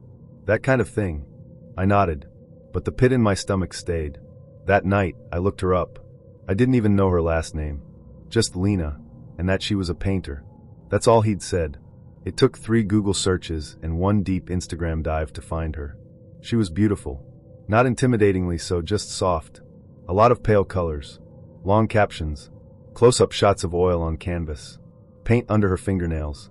I scrolled for 20 minutes before I stopped myself. Then I saw a post dated 2 years ago. A photo of her and Ben, smiling under a street lamp. The caption, Ben and Lena take 2. Take 2. Not 1. I messaged her. I didn't plan to. I just wanted, what? Clarification? Solidarity? It came out in 1 sentence. Hi, I'm sorry to be random, but did you and Ben date twice? She replied 8 hours later. Hi. Yeah, we did. Once in college. Then again for about a year and a half after that. Why? I stared at the screen. I think I'm dating him now. She didn't answer right away. Then, we ended up talking. Not in a conspiratorial way. Just 2 people comparing notes. She told me he had a habit of mirroring. That he'd pick up her preferences, her music, her favorite drinks, the way she said certain words, and reflect them back like they were his own. I used to think it meant we were deeply connected, she said. Then I realized he just adapts to whoever he wants to keep. I asked her how it ended. She said, "He told me I'd changed." Then she added, "Be careful. He only really sees the first version of you. And when you grow, he panics."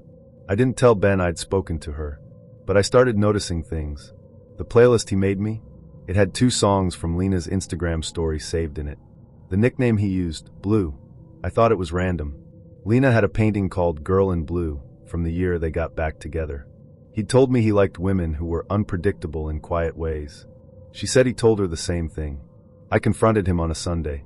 We were in line at a bakery waiting for coffee. I said, "Did you date Lena twice?" He blinked. "Yeah, I didn't think it mattered." "It does." He was quiet for a second. "Why?" "Because I'm starting to feel like version 3. He frowned. "What does that mean?" "It means I think you're trying to recreate something. And I think you're using me to do it." He didn't deny it. He just said, "I liked who I was with her. I thought maybe I could be that again." We broke up 3 days later. Not dramatically. Just quietly. He said I was too aware. I said he was too rehearsed. He didn't ask if I'd talked to Lena, but I think he knew. A month later, I checked his Instagram. New girl. Different name. Same haircut. Same dress Lena wore in that old photo under the street lamp. The caption? Take 1. It started with a phone charger. A simple, stupid thing. We were at a friend's place, and his phone was dying. I offered mine. "Same charger," I said. "USB-C. He smiled. "You're a lifesaver." He plugged in, unlocked his screen, and went back to our conversation like nothing had changed. But his lock screen was still lit. And when he set the phone down on the table, it was angled toward me. I wasn't trying to snoop. I really wasn't. But as we talked, a word caught my eye. Notes. And beneath it, a title. Reasons I can't tell her yet. I didn't open it that night. I told myself it was none of my business. That everyone has private thoughts, especially in long-term relationships. That it didn't mean anything ominous. But of course, I kept thinking about it. I kept thinking about the way he said yet.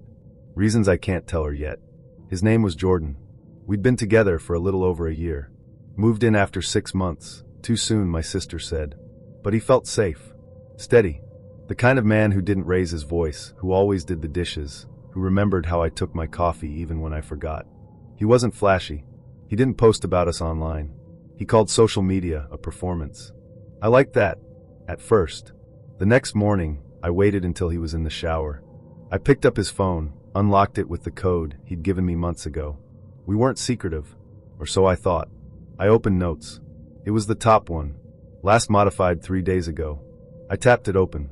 Reasons I can't tell her yet. She trusts me. I don't want to break that unless I have to. I'm still figuring out if I'm staying. She's kind. She doesn't know how different that is from being right.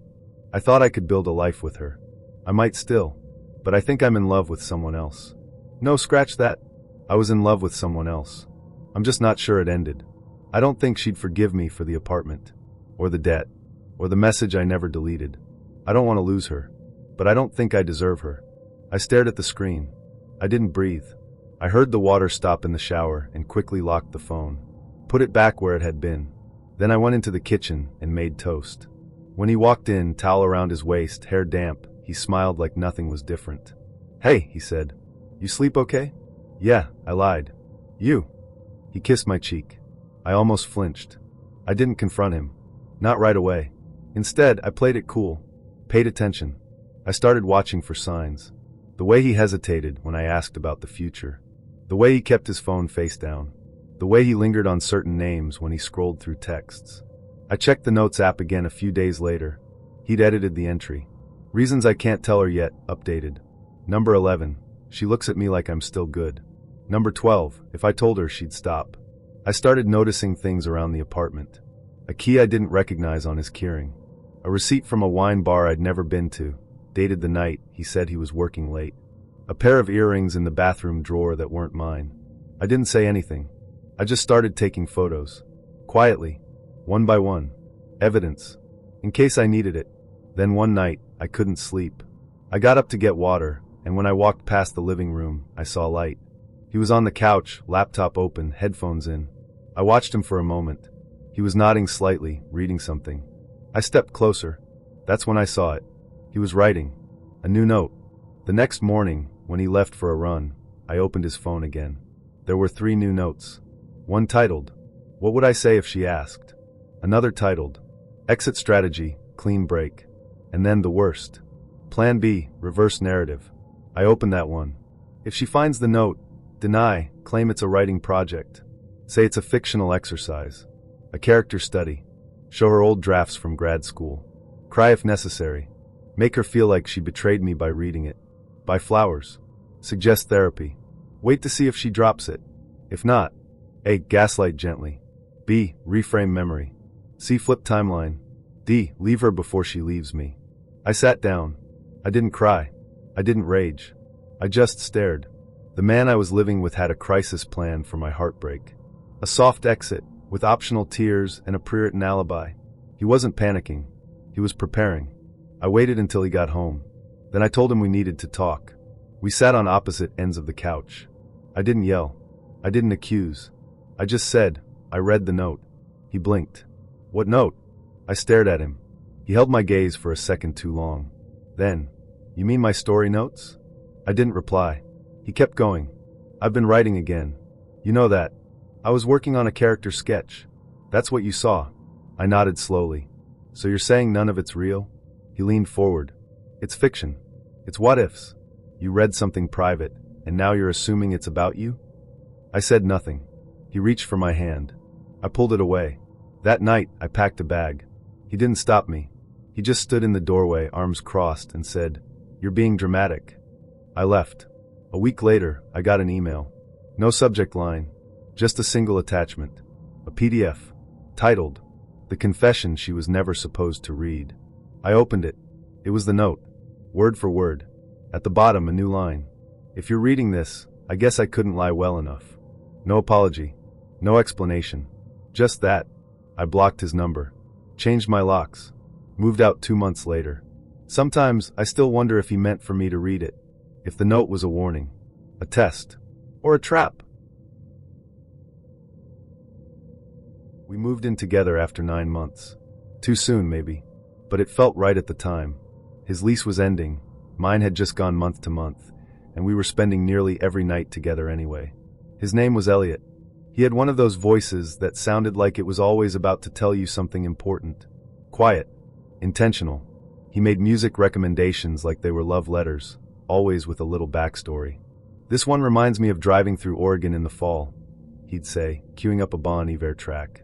Or, "This one's what I imagine it sounds like inside a snow globe."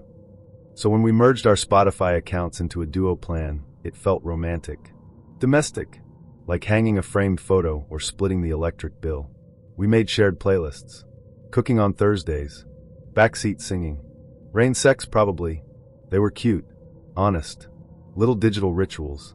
And then one day a new playlist appeared. It was called For Her, March 3rd. I saw it while scrolling through our shared account, looking for something to play while cleaning. I almost didn't click it, but I did. The songs were unfamiliar.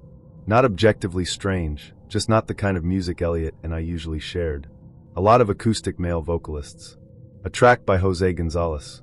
A few indie bands I didn't recognize. One song titled, "You Were Quiet Then." I listened for a minute. It had a lyric that caught me. "You said it like a secret, but I already knew."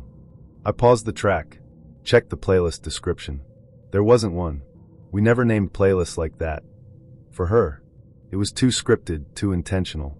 And March 3rd wasn't a date that meant anything to me. Not our anniversary. Not my birthday. I asked Elliot about it that night. He looked up from his laptop and said, "What playlist?" I showed him. He squinted. "Weird. I didn't make that." "Then who did?" He shrugged. "Maybe it's an algorithmic thing, like curated based on our listening habits. But it's labeled For Her. With a date." He leaned over, clicked through the songs. "Yeah, that is weird. Maybe it's a bug?" I nodded slowly, but I didn't believe him. A week later, another playlist showed up. Drive Home Late. I clicked it. This one had 7 songs. All slow. All sad. The kind of tracks you'd play after a fight or after someone leaves. One song stood out. "The Back of Your Hair in the Mirror." I listened to it. The lyrics mentioned a woman in a green sweater. I own one. Wore it the night Elliot met my parents. I asked him again. He shook his head. "I swear I didn't make that." Then who did? He laughed nervously. I don't know. Maybe Spotify's doing some kind of mood-based playlist testing. Without telling us? I mean, it is a smart platform. It learns from us. That night, I changed the password on our account. Just to be sure. By the third playlist, I couldn't sleep. You lied about Thursday. When I opened it, it started playing automatically. No shuffle. No delay. The first track was titled Apartment 30B. That was the unit I lived in before moving in with Elliot. The second track, Rye Toast and That Joke You Hate. I didn't listen to the rest. I shut the laptop and called Mara. You sound like you haven't slept, she said. I haven't. I told her everything. She was quiet for a moment. Then, could he be messing with you? You think he's making the playlists? I mean, if he is, it's next level manipulative. But why? To control the narrative? Make you feel watched? I didn't want to believe that, but I couldn't rule it out either. I started checking the account obsessively. Every morning. Every night. New playlists appeared every few days.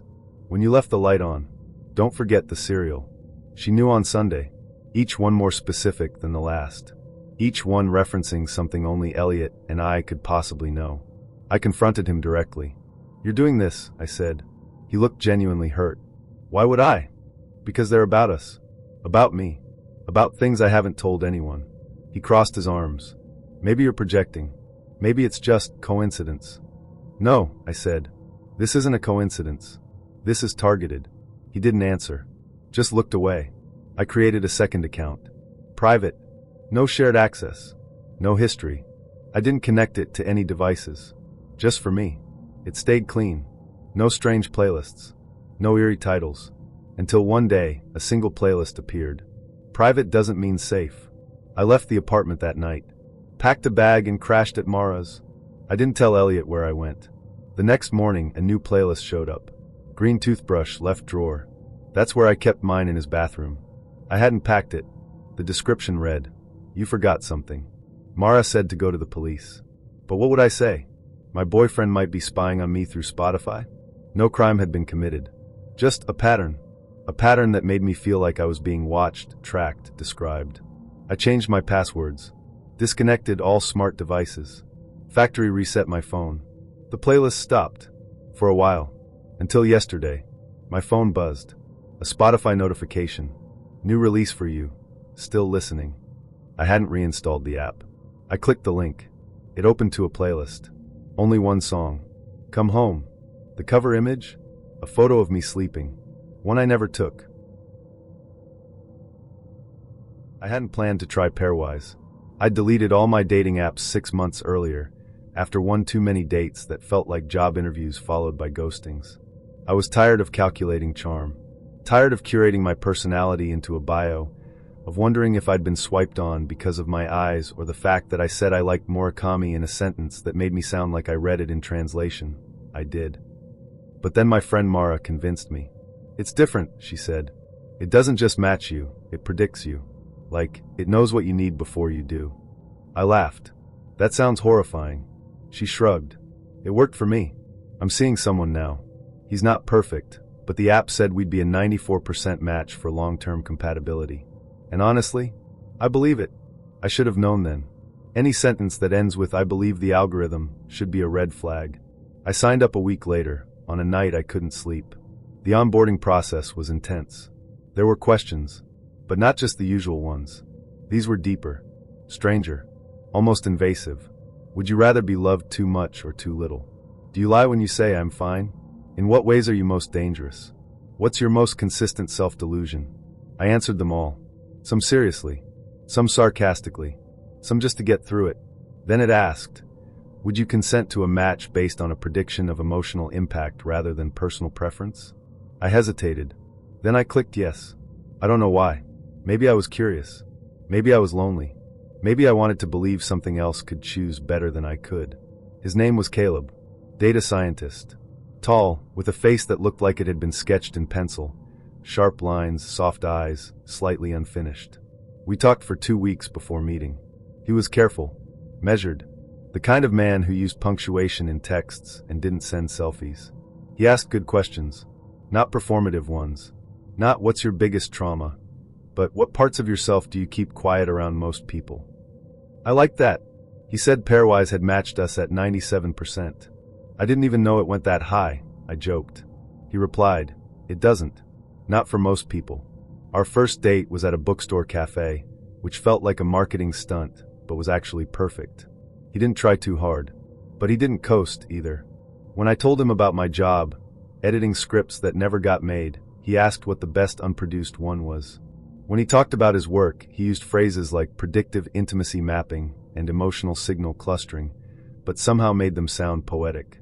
I asked if he trusted the app that matched us. He said, I trust the math. But math doesn't feel things. It just notices them. I told him I liked that. He smiled like he'd already known I would. We started dating. It wasn't fireworks. It was quieter than that, but certain. He made me tea without asking. Remembered the names of my coworkers. Sent me a song once that said everything I hadn't figured out how to say. He wasn't overly affectionate, but when he did touch me, it was precise. Like he knew where to place his fingers so I'd feel safe and seen and wanted all at once. Sometimes I wondered how much of that was instinct and how much was data. I didn't ask. About 6 weeks in, I noticed something strange. We were having dinner at his place, Thai food, jazz playing softly, his cat curled around my ankle, and he said, "You're going to spend the night." It wasn't a question. I nodded, a little amused. "You sound sure." The app said tonight would be the first time. I blinked. "You still check it?" He looked surprised. "Don't you?" "No. I thought once it matched us, that was it." He shook his head. "It evolves. It tracks interaction sentiment, facial micro-expressions, tone calibration. The longer you stay in the system, the more precise it gets."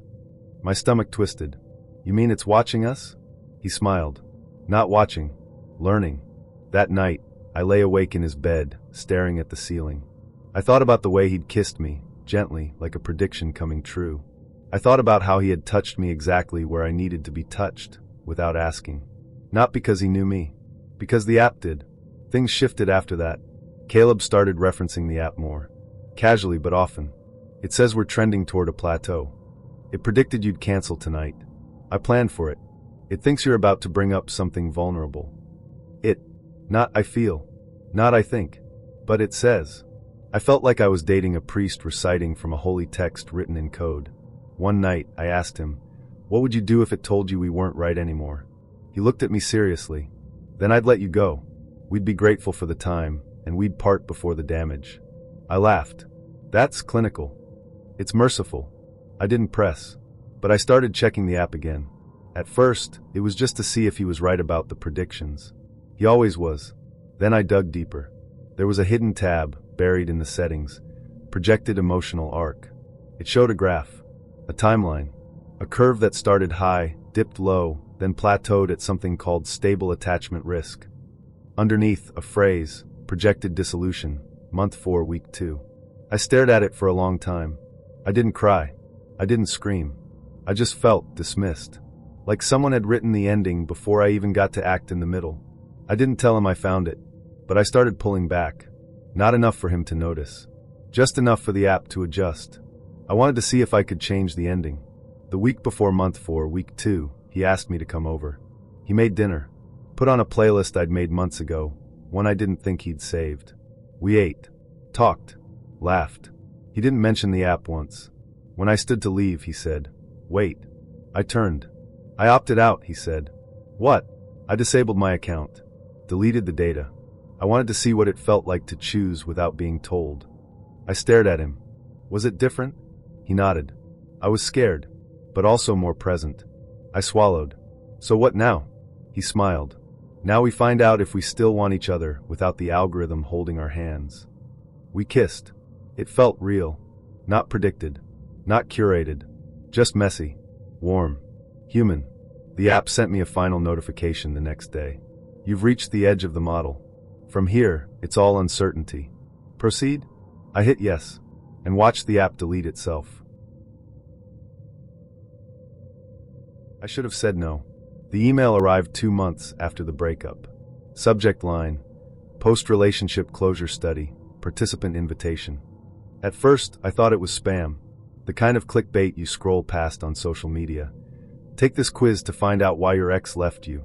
But the sender was real. A university research lab. The message was polite, clinical. Dear name, you have been nominated by a former partner to participate in a one-time facilitated exit interview as part of a qualitative study on post-relationship dynamics. Participation is voluntary. The conversation will be monitored by a licensed facilitator. The goal is mutual closure and emotional clarity. If you agree, your former partner will also be present. The session lasts 90 minutes. Do not bring personal belongings of sentimental value. Do not record the session. Do not lie. That last line stuck with me. I stared at it for a long time. I hadn't spoken to Simon since the night I left. No texts. No calls. A clean break, the kind you only manage when you're too wounded to be curious. And yet, I clicked yes. The session was held in a sleek room on the 4th floor of a downtown building. White walls, one-way mirror, 2 chairs facing each other, a third slightly off to the side. Simon was already seated when I walked in. He looked older, not in a wrinkled way, just more settled. Or maybe I was just seeing him clearly for the first time. I wore a gray dress and no makeup. He wore that same navy sweater I used to steal when I slept over. The facilitator entered last. A woman in her 50s, hair in a low bun, clipboard in hand. Madeline, she said. I'll be facilitating. We nodded. She sat. We'll begin when you're ready. The first few minutes were awkward. Madeline asked Simon to describe why he'd signed up. He said, because I don't want to wonder anymore. She turned to me. And you? Because I'm tired of carrying the story by myself. She nodded. Let's begin with memory. What do you each remember most vividly about the relationship? Simon said, her laugh. It sounded like a dare. I said, the way he dried his hands on his jeans after washing them. We both smiled. Briefly. Then it passed. Madeline asked about the beginning. The first spark. The first fight. The first time we realized it might not work. It was surreal. Like narrating your own documentary. Simon said I never really trusted him. I said he liked the idea of me more than the reality. He said I was too intense. I said he was never intense enough. Madeline took notes. Halfway through, things shifted. The room got colder. Or maybe I did. Simon leaned forward. There are things I never told you, he said. I nodded. Same. He looked at Madeline. Can I? She said, if it's honest. He turned back to me. That night at your place, when you asked if I loved you, I said I didn't know. I remembered. I'd been wearing one of his t-shirts. The lights had been off. He continued, the truth is I did. But I didn't want to owe you that answer. I blinked. Why? Because then I'd have to prove it. Madeline's pen paused. I said, I would have accepted the effort. He said, I know that now. My turn. There was someone else, I said. He froze. What? Not physically. But, emotionally? Yeah, there was a guy at work. I never pursued it, but I thought about it. More than once. Simon stared. You should have told me. You weren't really listening by then. Madeline said, what did you want him to hear? I swallowed. That I was lonely. Even when he was sitting right next to me. Simon rubbed his face. I didn't know how to fix it. You didn't try. I didn't think I could reach you. So you stopped trying. Madeline said nothing. The silence pressed in from all sides. The last segment was the questions. We were each allowed to ask one question the other had to answer. Simon went first. Did you ever imagine staying with me? I said, yes. I pictured it all the time. But it never felt like peace. Just endurance. Then my turn. Was I ever real to you? Or just a version of what you thought you wanted? He looked down. Both, he said. You were real. But I edited you. Constantly. To make you easier to love. I nodded. That was the moment I knew we'd never try again. Not because I hated him, but because I finally believed him. As we stood to leave, Madeline handed us each a sealed envelope. Do not open this unless you feel ready, she said. We nodded. I watched Simon walk away first. He didn't look back. I opened the envelope that night. Inside was a single sentence. You survived something you almost called love. That's still survival. I cried. For the first time in months, it wasn't because I missed him. It was because I didn't anymore. I should have known something was off when he brought a lav mic to brunch. I'm testing new gear, he said, clipping the tiny mic to the inside of his shirt collar. Don't worry, it's just for levels. I won't use anything. At the time, I believed him. Leo was a filmmaker. Or at least that's what he called himself. He had a YouTube channel with about 85,000 followers, Mostly satirical commentary, parody sketches, and mockumentary-style bits where he played exaggerated versions of people he met in real life. I watched a few early on. They were clever, funny even, but I never thought I'd become one of them. We met through friends. Leo had that kind of presence that made you lean in without realizing it. He was quick with a joke, generous with compliments, and always had a camera nearby, usually not filming, just there. Like a shadow. He asked me out with a fake movie trailer. I mean that literally. He sent me a 45-second video titled Upcoming Feature, Girl Who Might Break Me. It had dramatic music, slow-motion footage of us laughing at a party, and a fake Rotten Tomatoes score. 96% chance of emotional destruction. I laughed so hard I nearly dropped my phone. So I said yes. The first few weeks were great. He was attentive, curious, and surprisingly gentle beneath the sarcasm. We stayed up late talking about the roles we play for other people, how social media distorts intimacy, how hard it is to be real in a world that rewards performance. Irony, it turns out, has a long memory. Around week 4, I noticed him filming more. Not just scenes for his channel, us too. At coffee shops, on walks, in bed once, when we were covered in blankets and sunlight, and I thought he was just taking a picture. It never felt malicious. Just observational. He said he liked documenting things, that it helped him process. I told him I didn't want to be content. He kissed my forehead and said, "You're not. You're the exception." I believed that, too. Then came the premiere. A friend texted me at midnight. "Hey, is this about you?" I clicked the link. The video was titled, Dating the Overthinker, Mockumentary Episode 1. I watched it 3 times. The first time I laughed. It was surreal, Leo, playing himself, narrating a fictionalized version of our relationship in a format that mimicked a Netflix docuseries. Soft focus, confessional interviews, intercut scenes of me, played by an actress who looked eerily like me, saying things I had actually said, word for word. The second time I started sweating. He hadn't just used our conversations. He'd twisted them, made me sound insecure, needy, obsessive. In one scene, I said, "I just think maybe you're not as into this as I am." The voiceover. This is what I call preemptive collapse syndrome, when someone self-sabotages because they watched normal people too many times. The third time I cried. I called him. He didn't pick up. I texted, "That was me. You used me." He replied, "It was a composite character. Not just you. Don't take it personally. Don't take it personally." He had used my words, my gestures, my fears, and then told 85,000 people that I was a cliché. I didn't reply. He uploaded episode 2 a week later. This one was worse. The actress was wearing my scarf, one I'd left at his place. The confessional interviews had grown crueler. He quoted real messages I'd sent him. "I just want to know what you want from this," became a punchline. My anxiety was a narrative device. My affection was an arc. The comment section was a war zone. Some people loved me. "She's so real." Too real for him. Others tore me apart. "She's every girl who trauma dumps on the second date." I'd been reduced to a trope, a type, and I hadn't consented to any of it. I showed the video to a friend who worked in digital media. She said, "It's technically legal, but definitely unethical. Can I get it taken down?" "Only if you can prove defamation or misrepresentation. He's protected by parody laws unless you're named directly." So I changed my passwords, locked down my socials, started speaking less in texts and more in person. He reached out once more, sent me a Dropbox link titled Unreleased Footage, Us. I never clicked it. Instead, I walked into a bar one night and saw someone watching one of the episodes at a table across from me. I left before they could look up. It's been months now. Leo's still uploading. He's on episode 6, a new girl, a new archetype. This one's the cool girl who can't commit. I wonder if she knows. I wonder if she ever told him something honest at 2 a.m. and then heard it echoed back in a voiceover with background music. I wonder how many of us there are. I'm dating someone new. He doesn't have a YouTube channel. He doesn't use my stories as material. He asks before taking pictures.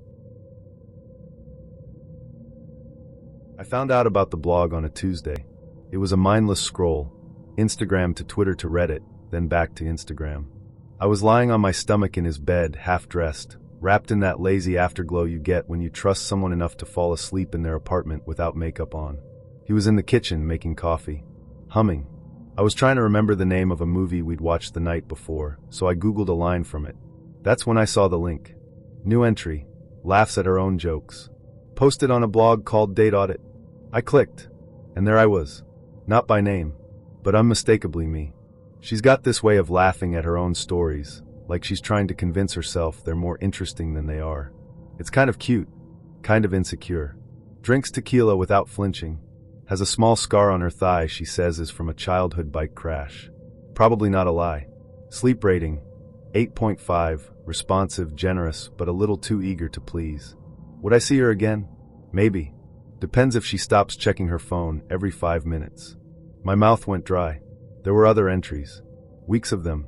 All titled with phrases only he would use. Likes her eggs runny. Reads Murakami but misses the point. Cries at car commercials. Each one was about a different woman. All cataloged. Rated. Reviewed. I scrolled faster. My heart thudded like a bad drum solo. There were photos too. Cropped. Anonymous. But intimate. A hand on a thigh. A back turned in bed. A close-up of a woman's necklace resting on a collarbone. I recognized my necklace. I closed the laptop. He came in with 2 mugs and a smile. I stared at him. He must have seen it in my face. The shift. The stillness. What's wrong? I held up the laptop. You forgot to log out. His expression didn't change. Not exactly. But something behind his eyes flickered, like a flame pulling back just before it burns out. You read it. I nodded. He didn't deny it. Didn't stammer. It's just writing, he said quietly. It's a creative outlet. You reviewed me like I'm a product. It's anonymous. It's degrading. He put the mugs down.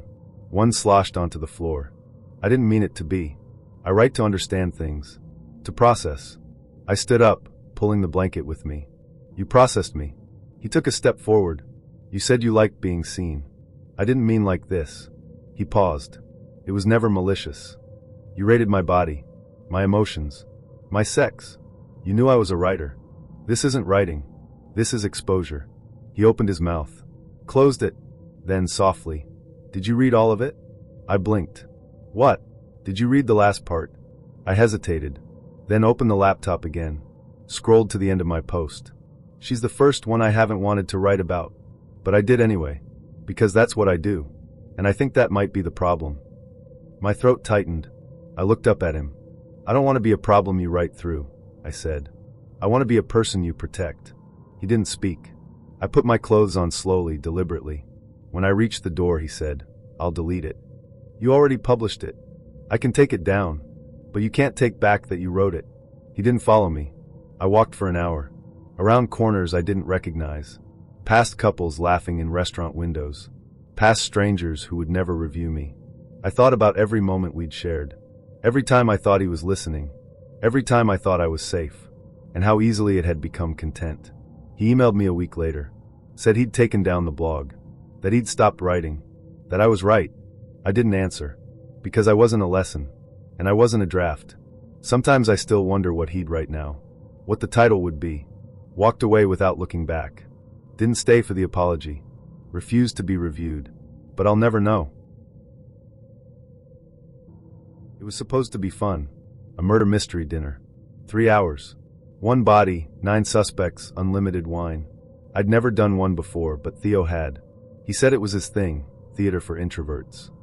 I rolled my eyes at that, but it made me laugh. He made me laugh a lot. We'd only been talking for 2 weeks. Matched on an app. Bantered about our mutual fear of group chats. He had a dimple and a voice like he'd read too many noir novels. So when he invited me to the event, I said yes. I like a little drama. I just didn't know how much I was agreeing to. The venue was a converted brownstone downtown. Marble foyer, velvet drapes, too many mirrors. We signed in at a long table where a woman in a burgundy pantsuit handed us character cards. Tonight, you're Penelope Price, she said to me. Heiress. Complicated past. She turned to Theo. And you're Charles Vexley. Penelope's ex-lover. Possibly dangerous. He winked at me. Typecasting. I smirked. I'll try not to die too early. The woman Lark, her name tag said, smiled tightly. Don't worry. The dying's already happened. The game began in the dining room. 12 players. 1 victim, Bartholomew Black, found dead in the wine cellar fictionally. The facilitators had transformed the space into a 1920s mansion, complete with jazz playing on loop and servants in costume, bringing out trays of shrimp cocktail, and tiny glasses of absinthe. We were given clues, relationships, secrets. We were supposed to act in character, sniff out motives, and try not to draw too much attention. Theo was good, charming, cagey, always 2 steps ahead. When I asked how he knew so much about this stuff, he said he used to date one of the writers for the events. "Did she kill you?" I asked. He grinned. Repeatedly. About an hour in, things took a turn. I was in the parlor reading a note I'd found in the fireplace. Someone had hidden fake letters throughout the house, when I heard shouting from the dining room. Then a scream. I rushed in. Others were already gathering. Lark, the host, was standing rigidly beside the long table. One of the guests, an older woman in pearls, was slumped in her chair, unmoving. For a second, I thought it was part of the game. Then I saw the blood. Not fake blood. Real. Dark. Seeping into the linen tablecloth. Someone screamed again, a younger man in suspenders. Another guest backed away, knocking over a chair. Theo pulled me behind him. Lark raised her voice. "No one leaves. We've called the police." We were herded into the sitting room. No one was allowed to leave. The doors were locked. Phones confiscated. "For investigation purposes," Lark said. No one argued. The air turned viscous with suspicion. People whispered, cried, accused. Some tried to stay in character. Others broke completely. Theo squeezed my hand. "Stay close." 2 hours passed. The police hadn't arrived. I started to feel like something was off. More than off. Wrong. Lark reappeared, holding a stack of envelopes. "To move forward, each of you must open your final roll card." I stared at her. "You said this was canceled. That someone died." She smiled. "It's all part of the experience." Someone shouted, "Is she dead or not?" Silence. Then Lark said, "You'll find out. If you play." I opened my envelope. Inside was a single sentence, "You are the killer. No one must know." My heart dropped. I looked at Theo. He opened his envelope, read it, then looked at me. I couldn't read his face. The rest of the night bled into something between game and interrogation. People turned on each other. Old secrets, real ones, came out. One couple admitted to an affair. Someone confessed to stealing jewelry from the coat room. It was like the murder had cracked something open. And the worst part, I wasn't sure the woman was actually dead. No ambulance ever came. No one left. Around midnight, Theo pulled me into the hallway. "I think this is a setup," he whispered. I nodded. "I think so too. But not by the hosts." I frowned. "What do you mean?" He held up his envelope. It didn't say anything. Just a blank card. "I think someone rewrote the game. We found the woman in pearls, alive and very much alert, in the wine cellar. She wasn't bleeding. The blood had been fake." She looked at us and said, "You weren't supposed to find me yet." Theo stepped forward. "What the hell is this?" She smiled. "Immersive narrative. Full spectrum experience. You paid for authenticity." "I didn't pay for anything," I said. She shrugged. "Your date did." I turned to Theo. He didn't deny it. Outside, under the cold streetlight, I demanded the truth. He lit a cigarette with shaking fingers. "It was supposed to be a story," he said. "A shared trauma. Something we'd never forget. You planned this?" "Not the whole thing. Just the twist. I wanted to see how you'd react." I stared. "So I was the experiment?" "No," he said. "You were the protagonist." I laughed. Bitter and sharp. "You wanted a plot. I wanted a person." He looked away. "You don't get to write me into a thriller," I said. "I'm not your character. You played the part." I walked into a dinner, not a script. He didn't say anything else. So I left. I never heard from him again. But sometimes I still get emails from the event company. New titles. Death at Dusk. The Widow's Game. Secrets in the Cellar. I delete them. I've had enough fiction for one lifetime.